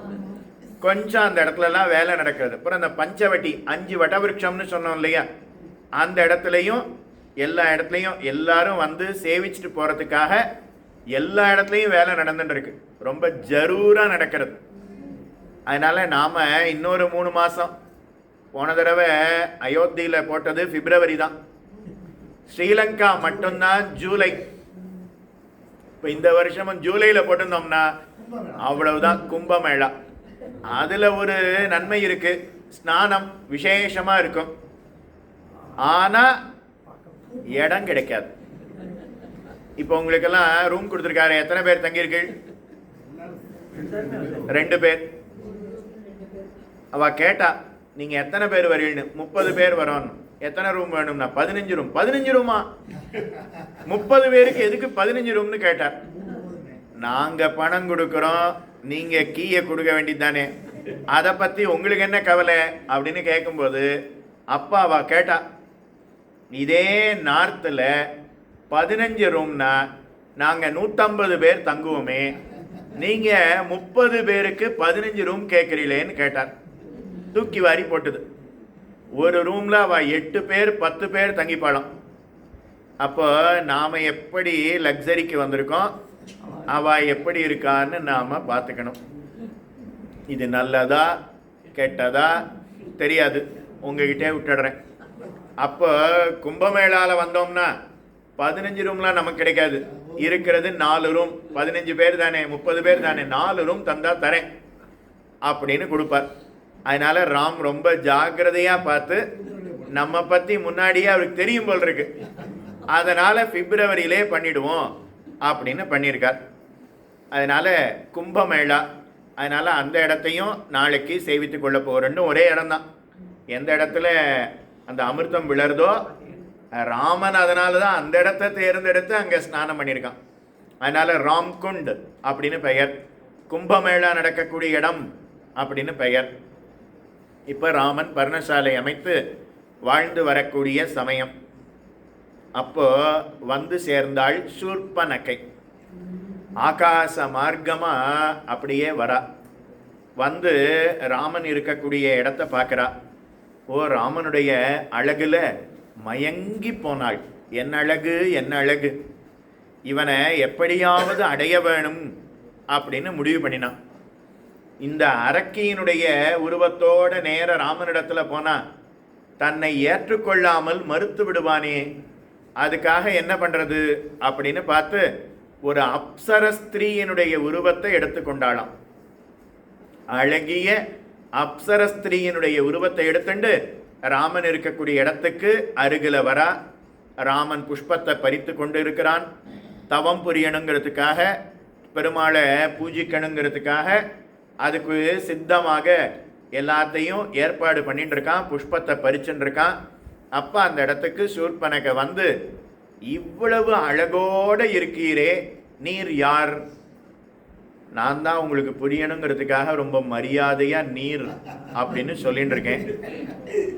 அவள் பார்த்து, இவ்வளவு அழகோடு இருக்கீரே, யாரு அப்படின்னு கேட்க, அப்போ ராமன் தன்னை பற்றி சொல்லிக்கிறான்.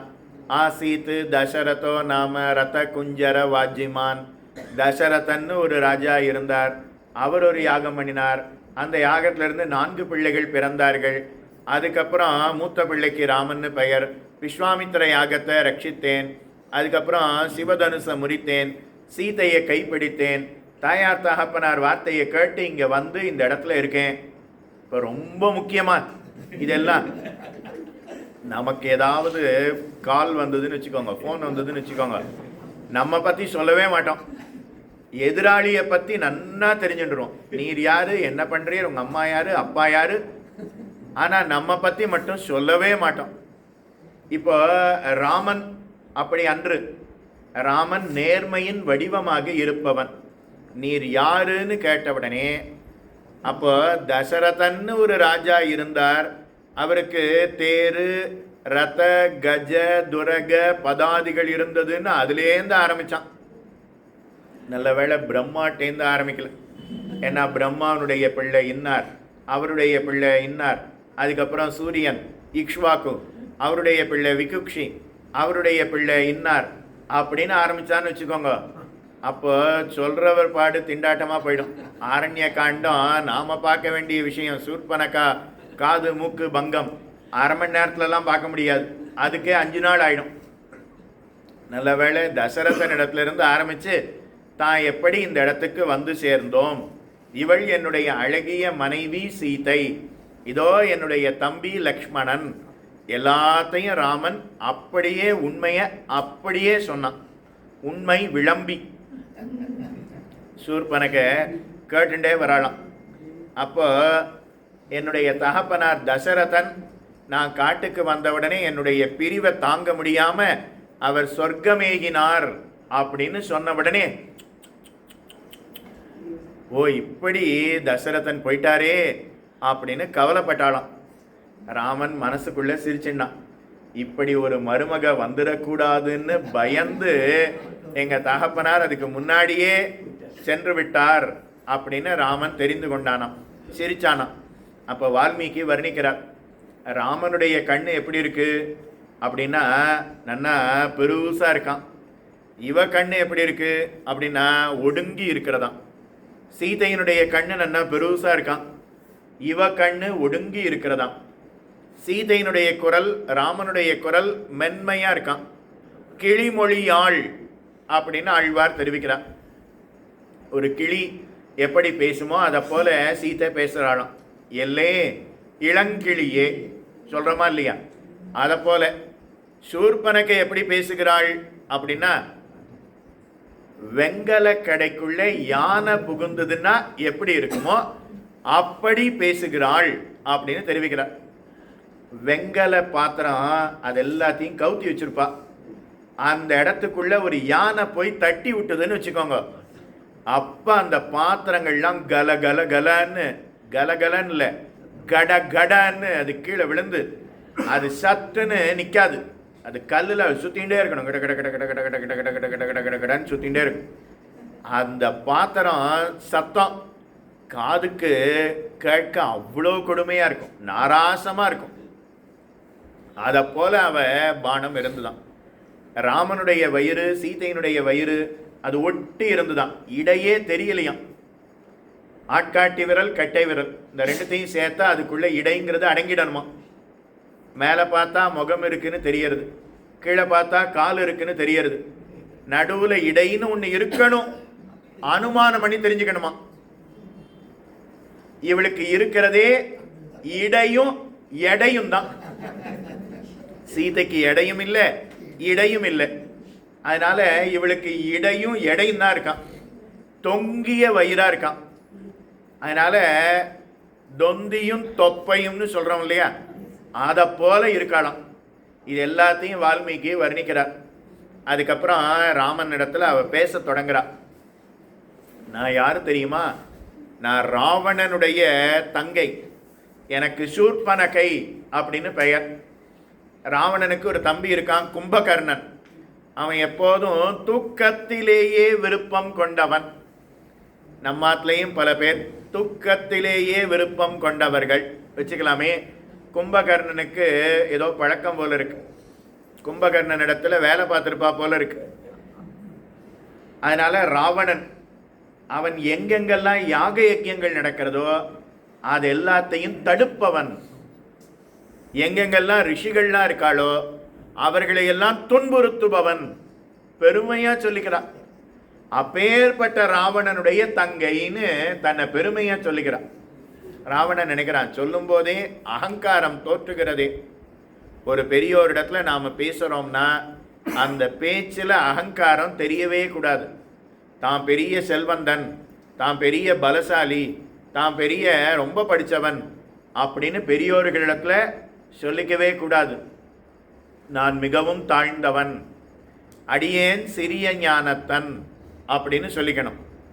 நம்ம இடத்துல பெரிய மாளிகை இருந்தாலும் என்ன சொல்லணும்னு சொல்லியிருக்கோம்? குடிசை அப்படின்னு தான் சொல்லணும். அதனால பேச்சில் அகங்காரம் அப்படிங்கிறது தெரியறது அப்படின்னு ராமலக்ஷ்மணர்கள் முடிவு பண்ணினா. இப்போ ராமனை, இவ்வளவு அழகோட இருக்கிறாயே, நீ என்ன கல்யாணம் பண்ணிக்கோ, நாம 2 பேரும் ஆனந்தமா இருக்கலாம் சொன்னான். ராமன் பார்த்து, இப்படி ஒரு மருமக வந்துடக்கூடாதுன்னு தான் எங்க தகப்பனார் சீக்கிரமே புறப்பட்டு போயிட்டார்னு மனசுல சிரிச்சின்னான். அப்போ எனக்கு ஏற்கனவே கல்யாணம் ஆயிடுத்து, சீதையோட தான் நான் வந்திருக்கேன். அதோ என் தம்பி லக்ஷ்மணன் இருக்கான், என்னை விட ரொம்ப அழகா இருப்பான், நீ அவனை போய் கல்யாணம் பண்ணிக்கோ அப்படின்னு சொன்னாலும். உடனே ராமனை விட்டுட்டு நேர லக்ஷ்மணன் இடத்துல போனான். ராமன் கருப்பு, காலாராம் மந்திர் சேவிக்க போறேன். லக்ஷ்மணன் சிகப்பு. அதனால ராமனை விட லக்ஷ்மணன் இன்னும் அழகா இருப்பானாம். அதனால லக்ஷ்மணன் இடத்துல போய் என்ன கல்யாணம் பண்ணிக்கோ அப்படின்னு சொன்னான். லக்ஷ்மணன் பார்த்து, நானும் தாசன், தாசன் அடிமை, ராமன் சுவாமி. அடிமைக்கு வாக்கப்பட்டா நீயும் அடிமையாத்தான் இருக்கணும், சுவாமிக்கு வாழ்க்கப்பட்டா தான் எஜமானியா இருக்கலாம். அதனால நீ ராமனையே கல்யாணம் பண்ணிக்கோன்னு அங்க அனுப்பினான். திரும்ப நேர ராமன் இடத்துல போய் நீ என்ன கல்யாணம் பண்ணிக்கோன்னு சொன்னான். நான் ஏக பத்னி விரதன், கல்யாணம் பண்ண அன்னைக்கே சீதைக்கு வாக்கு கொடுத்துருக்கேன், உன்னை தவிர வேற யாரையும் கல்யாணம் பண்ணிக்க மாட்டேன், இன்னொரு பெண்ணை கல்யாணம் பண்ணிக்க மாட்டேன்னு இல்லை, மனதால கூட நான் நினைக்க மாட்டேன்னு வாக்குறுதி கொடுத்திருக்கிறேன். அதனால ஏக பத்னி விரதன். ஆனா லக்ஷ்மணன் அவன்தான் பத்னி இல்லாம இருக்கான். பத்னி சுகம் அவனுக்கு இப்பொழுது தேவை. அதனால நீ லக்ஷ்மணனிடத்துல போன்னு சொன்னானா. லக்ஷ்மணனுக்கு பத்னி சுகம் தேவையான்னா ராமன் தங்கிட்டேந்து தள்ளி விடணுமே, அதுக்காக இப்படி சொன்னானே தவிர அதுக்காக லக்ஷ்மணனுக்கு பத்னி சுகத்தை எதிர்பார்த்து இருக்கிறான்லாம் அர்த்தம் கிடையாது. தங்கிட்டேந்து தள்ளி விடணும். லக்ஷ்மணனை பத்தி நன்னா தெரியும். அதனால ராமன் சூர்பனகைய அங்க பந்தாடினான். அவன் பார்த்து ராமனை நோக்கி ஃபுட்பால் அடிச்சான். இவ பார்த்து லக்ஷ்மணன் இடத்துல வாலிபால் கையால 2 பேரும் பந்தாடினார்கள். சூர்பனகைக்கு கோபம் வந்துடுத்து. இந்த சீதைங்கிற ஒரு அழகிய பெண்ணு இருக்கிறபடியினால தானே ராமன் என்னை ஏற்றுக்கொள்ள மறுக்கிறான். இந்த சீதைய நான் விழுங்கி விடுகிறேன், கொன்று விடுகிறேன், தின்று விடுகிறேன் அப்படின்னு அவ சீதைக்கு அருகில போனான். சீதை சூர்பனகையை பார்த்த உடனே பயந்து போனான். அது வரைக்கும் அப்சர ஸ்திரீயினுடைய உருவத்தில் இருந்தவ அதுக்கப்புறம் ராட்சசையினுடைய உருவத்தை எடுத்துட்டு பக்கத்துல போனா சீதா ஒரு க்ஷணம் பயந்து போனாள். உடனே ராமன் அப்படியே கண்ணை காட்டினான். எனக்கும் அவ கண்ணை காட்டுறா. சுவாமி 8 மணிக்கு முடிச்சுடுவீடா அப்படின்னு கண்ணை காட்டுறா. இப்போ ராமன் பார்த்து கண்ணை காட்டினான், லக்ஷ்மணன் சட்டுன்னு வாழை உருவினான், கொல்லலாமான்னு பார்த்தான். ஆனால் பெண்ணை கொல்லுவது கூடாதுன்னு தர்மசாஸ்திரம் தெரிவிக்கிறது. அதனால் ராமன் பெண்ணை கொல்லக்கூடாது, இவர் ராட்சசியாக இருந்தாலும் இவளை கொல்ல வேண்டாம்னு இவளுடைய காதையும் மூக்கையும் மட்டும் அறிந்து விட்டானாம். இவளுடைய காதையும் மூக்கையும் வெட்டி அப்படியே விட்டுட்டான். அப்பப்போ பாசுரத்தில் லக்ஷ்மணன் சீதையினுடைய காதையும் மூக்கையும் அறுத்தான். ஆனால் பாசுரத்தில் என்னன்னா ராமன் அறிந்தான்னு தான் பாசுரத்தில் இருக்கு. வால்மீகி என்னன்னா லக்ஷ்மணன் அறிந்தான்னு காட்டுறா. அப்போ ஆழ்வார்கள் ஏன் பாசுரத்தில் இப்படி காட்டுறா அப்படின்னா, அந்த இடத்துல பெரியவாச்சான் பிள்ளை வியாக்கியானத்தில் காட்டுறார். லக்ஷ்மணா ராமஸ்ய தட்சிணோ பாகு அப்படின்னு காட்டுறார். ராமனுக்கு லக்ஷ்மணன் வலது கையம், வலது கை மூக்கையும் காதையும் அறிந்ததுன்னா கையே அறிந்ததுன்னு அர்த்தமா? ராமன் வெட்டினான் அப்படின்னு தானே அர்த்தம். பிரசாதம் கொடுக்க போறா, சாப்பிட்டோம். இப்போ சாப்பிட்டீரான்னு ராம் கேட்குறார். நானா சாப்பிட்டனா? சப்பாத்தியை கையில் எடுத்தனா? இல்லவே இல்லையே. ஓ, இன்னைக்கு சப்பாத்தின்னு முன்னாடியே சொல்லிட்டோமே. என் கைதானே எடுத்தது அப்படின்னா அப்போ நாம் எடுக்கலையா? என் கை எடுத்தாலும் நாம் எடுத்தோன்னு தானே அர்த்தமாகும். அதனால் லக்ஷ்மணன் அறிந்தாலும் அது ராமன் அறிந்ததாகத்தான் ஆகும். அதனால் ராமன் சூர்பனகையினுடைய காதையும் மூக்கையும் அறிந்தான். இப்போ அவளுக்கு அபார கோபம் ஏற்பட்டது. நேர ஜனஸ்தானம் அப்படிங்கிற இடத்துக்கு வரா. அந்த இடத்துல தான் கரண், தூஷணன் முதலான ராட்சசர்கள் 14,000 ராட்சசர்கள் அவர்கள் இருக்கா. அவர்கள் இருப்பிடத்திற்கு வந்து ராவணன் பார்த்து இவர்களை இந்த தண்டகாரண்யத்தில் ஜனஸ்தானத்தில் வச்சிருக்கான். லங்கையை நோக்கி யாராவது வரான்னா அதுக்கு என்ட்ரன்ஸே இந்த இடம்தான். இந்த இடத்தை தாண்டி வந்தா லங்கை எங்கேயோ இருக்கு. கன்னியாகுமரிக்கு வந்தா தான், சமுத்திரத்தை தாண்டினா தான் லங்கை. ஆனால் அவ்வளோ தூரம் வந்துடக்கூடாதுங்கிறதுக்காக முன்னமேயே சவுத் இந்தியா ஆரம்பம் எது? நாசிக், பஞ்சவடி, மகாராஷ்டிரா, கர்நாடகா பார்டர், அங்கேயே அரண் கட்டி வச்சிருக்கானாம். இந்த ஜனஸ்தானத்திலேயே 14,000 ராட்சசர்களை நிறுத்தி வைத்திருக்கிறான். அதனால் அவர்களிடத்துல சூர்பனகை வந்து இந்த இடத்துக்கு 2 பேர் மனிதர்கள் வந்து விட்டார்கள். அவர்கள் ரிஷிகளுக்கு வாக்குறுதி கொடுத்துருக்காளாம். இந்த இடத்துல இருக்கக்கூடிய அசுர ராட்சசர்கள் எல்லாரையும் அழித்து விடுகிறேன்னு வாக்குறுதி கொடுத்திருக்கிறார்களாம். நான் அவர்களை இந்த இடத்துல இருந்து வெளியில போக சொன்னேன், என்னுடைய காதையும் மூக்கையும் அறிந்து விட்டார்கள்.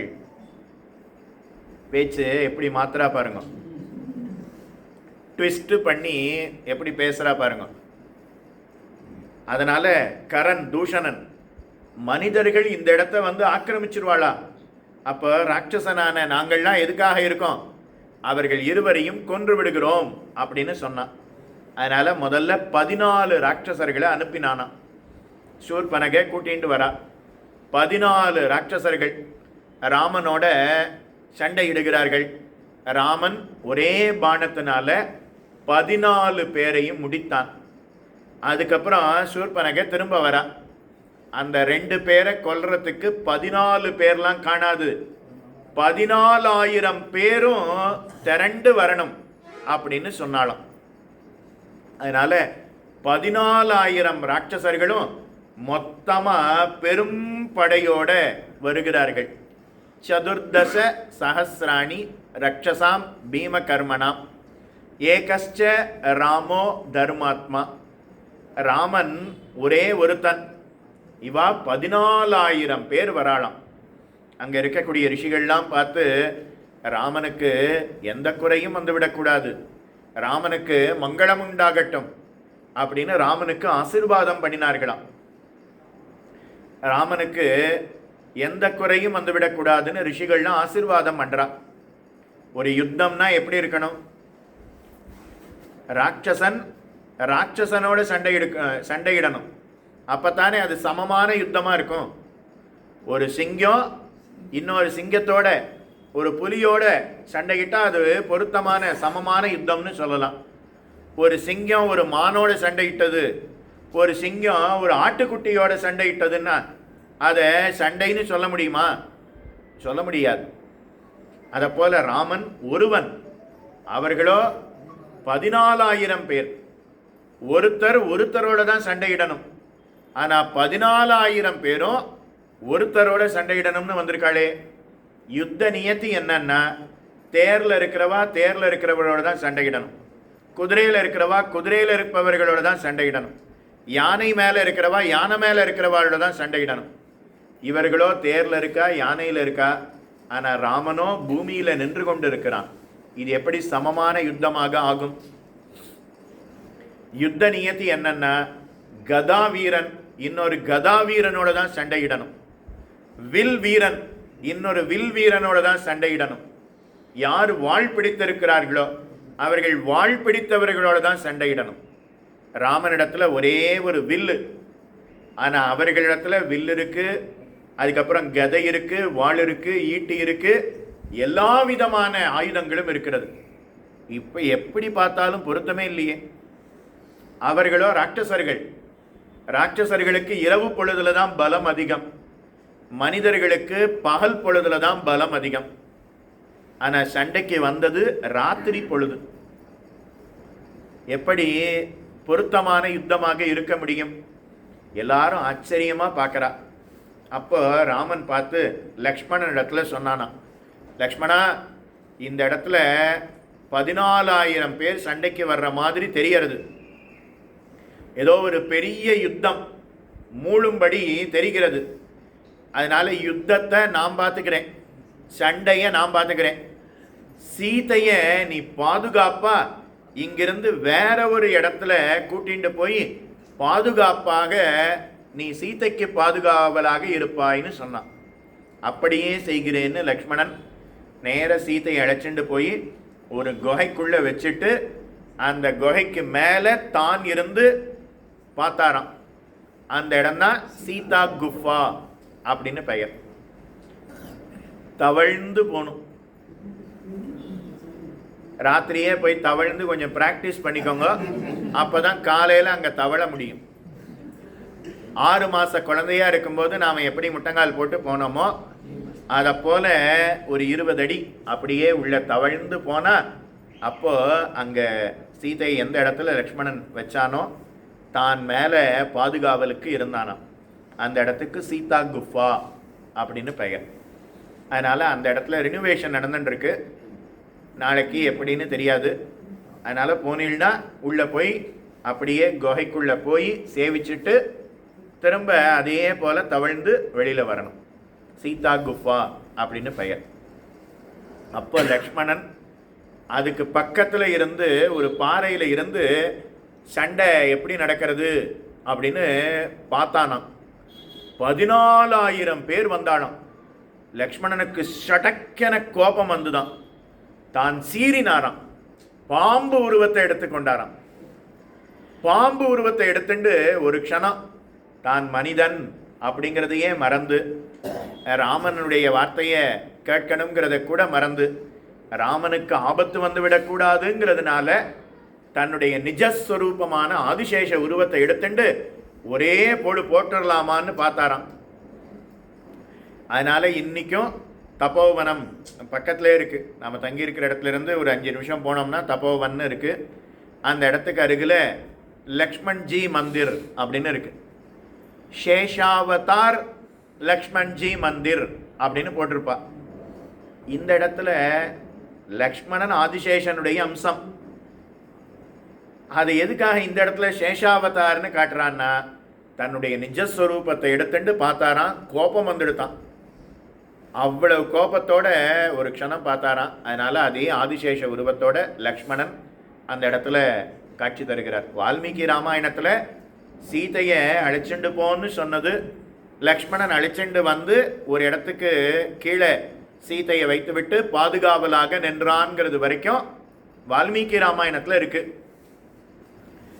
ராமச்சரித்த மானஸில் அவர் இங்கே இந்த குகைக்கு மேலே இருந்து, இந்த பாறைக்கு மேலே இருந்து பார்க்கும்போது கோபம் ஏற்பட்டு ஆதிசேஷ உருவத்தோடு இருந்தார் அப்படின்னு ராமச்சரித்த மானஸில் காட்டுறாராம். அதனால் சேஷாவதாரத்தோட லக்ஷ்மணன் காட்சி தருகிறான். இப்போது கடுமையான சண்டை நடைபெற்றது. ஒரு முகூர்த்த காலம், கிட்டத்தட்ட 48 நிமிஷத்தில் 14,000 ராட்சசர்களையும் ராமன் முடித்தான். சீதை சண்டை முடிஞ்ச உடனே திரும்பி வரா. பார்த்தா 14,000 ராட்சசர்களும் மாண்டு கிடக்கிறார்கள். என்ன வீரம், என்ன வீரம்! ராமனுடைய வீரத்தை எப்படி சொல்லுவது? 14,000 பேரையும் 3/4 மணி நேரத்தில் முடித்தான்னா, அப்போ ராமன் அப்படியே அந்த வில்லை பிடித்து கொண்டு நிற்கிற அந்த காட்சியை சீதை பார்த்தா, ஓ என்ன வீரம், என்ன வீரம்! அப்படியே சந்தோஷத்தில் ராமனை கட்டி அணைத்து கொண்டாளாம். தம் திருஷ்டுவா சத்ருஹந்தாரம் மகர்ஷீனாம் சுகாவகம் பபூவஹிருஷ்டா வைதேகி பர்த்தாரம் பரிஷஸ்வஜே. இங்கேயோ கேள்விப்பட்ட மாதிரி இருக்கே. நித்தியப்படி திருவாராதனை பண்ணும்போது சொல்லணும் இந்த ஸ்லோகத்தை. அதனால் சீத்தை கட்டி அணைத்து கொண்டாளாம். சீத்தை முன்னொரு சமயத்தில் ராமன் காட்டுக்கு போகும்போது தானும் வருவேன்னு முதல்ல சொன்னான். அப்போ ராமன் வந்து காட்டில் சிங்கம் இருக்கும், புலி இருக்கும், ராட்சசர்கள்லாம் இருப்பா. அதனால் காட்டுக்கு நீ வர வேண்டாம் சொன்ன உடனே சீதைக்கு கோபம் வந்துடுது. ஒரு சிங்கத்தினிடத்துலேருந்து, ஒரு புலியினிடத்துலேருந்து என்னை காப்பாற்ற முடியாதா? அப்போது உமக்கு எதுக்கு வில்லு? உம்மை பார்த்தா பெரிய வீரன்னு எல்லாரும் சொல்கிறாளே, ஆனால் மனசுக்குள்ள பயந்த சுபாவத்தோடு இருக்கிறீரே. வெளியில் பார்க்குறதுக்கு ஆண் உடை உடுத்து கொண்டு இருக்கிறீர், ஆனால் மனசு, பெண்ணனுடைய மனசு தான் இதை பார்த்தாலும் சட்டு சட்டுன்னு பயந்து போகும். அப்போ மனசு பெண்ணை போல இருக்கு, உருவமும் ஆணை போல இருக்கு. இப்போ நீர் ஆணா அல்லது பெண்ணா அல்லது ரெண்டும் கலந்த உருவமா? சீதை சொன்னாலாம். அதை ராமன் மனசில் வச்சுருந்தானா. ஓ என்னை பார்த்து வீரன் இல்லைன்னு அன்னைக்கு சொன்னியே, இப்போ பாரு அப்படின்னு காட்டினானா. அப்போ ராமனுடைய மார்பை பார்க்குறா, அவனுடைய தோள், அவனுடைய இந்த இடத்துலலாம் கை, அந்த பானம் பட்டு சின்ன சின்ன காயம் இருந்துதான். இரத்த பிந்துக்கள் சின்னதாக அடிபட்டு கன்னி போயிருக்கும் இல்லையா, செவந்து போயிருக்கும் இல்லையா, அந்த சிவப்போட அந்த காயத்தோட ராமன் அந்த வீர காட்சியை சீதைக்கு காட்டினான். ஓ அன்னைக்கு இந்த ராமனை பார்த்து ஸ்திரியம் புருஷ விக்கிரகம் அப்படின்னு சொன்னாலும். ஸ்திரியம் புருஷ விக்கிரகம், பெண்ணு தான், ஆனால் ஆண் உடை உடுத்தி இருக்கக்கூடிய பெண்ணு அப்படின்னு சீதை சொன்னாலும். அதை மனசில் வச்சுட்டு இப்போ காட்டினா. அன்னைக்கு அப்படி சொல்லிட்டோமே, இல்லை என்ன வீரம், என்ன வீரம் அப்படின்னு தன்னுடைய பர்த்தாவை அப்படியே கட்டி அணைத்து கொண்டாளாம்.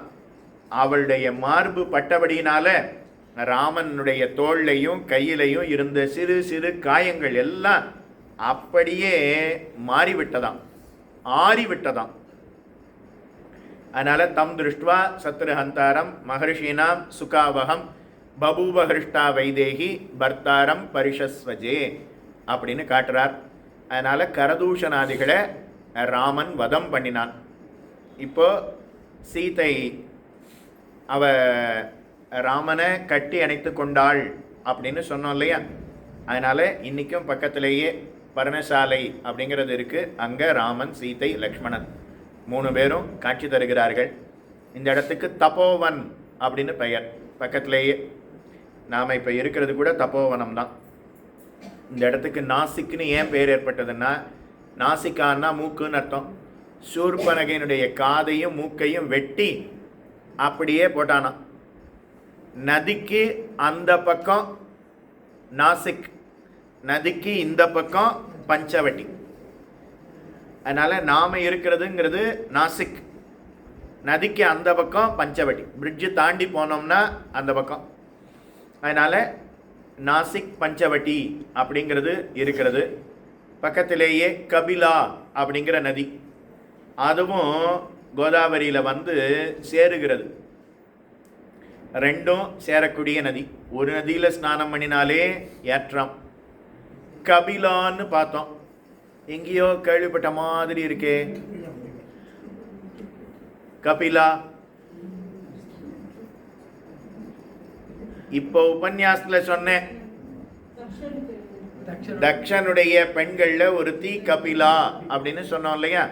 கஷ்யபருக்கும் கபிலாவுக்கும் மூத்த பிள்ளை பிராமணர், இரண்டாவது பிள்ளை அவ கோமாதா அப்படின்னு சொன்னோம் இல்லையா. அந்த கபிலா அவ தான் நதியா ஓடுகிறாளாம். அதனால அந்த கபிலாவும் இந்த கோதாவரியும் சேரக்கூடிய இடம். அதனால புண்ணிய நதி ஸ்நானம் பண்ணினா விசேஷம், கோதாவரி ஸ்நானம் பண்ணினா விசேஷம். ரெண்டும் சேரக்கூடிய இடத்த நாம் கண்டாலோ புரோக்ஷித்தாலோ ஸ்நானம் பண்ணினாலோ இன்னும் விசேஷம். அதனால் அதை நாளைக்கு ஸ்நானம் பண்ணுறது ராம்குண்டில் பண்ணிவிடுவோம். அதுக்கப்புறம் தபோவன் பக்கத்துலேயே இருக்குது. அதனால் அந்த இடத்த சேவிச்சுட்டு அந்த இடத்தையும் நீங்கள் மெல்லமாக இறங்கி புரோக்ஷணம் செய்து கொள்ளலாம். அதனால் அந்த இடத்துல ராமன் தவம் புரிந்தான்.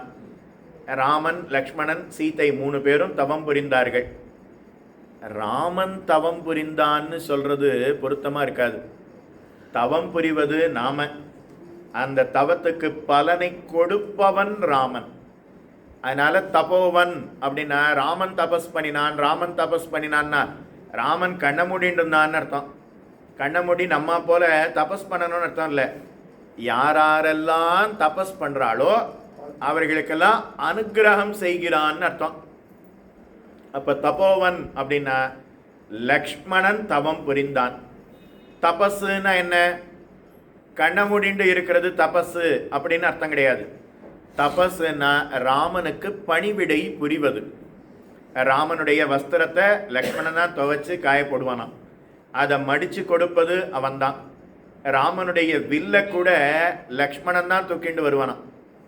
நாம் எல்லாருக்கும் புரியணுங்கிறதுக்காக ராமனுடைய வில்லு லக்ஷ்மணனுடைய வில்லுன்னு தனித்தனியாக இது பண்ணுறோம் இல்லையா. அப்படி கிடையாது. ராமனுடைய வில்லையும் லக்ஷ்மணன் தான் தூக்கிண்டு வருவானாம்.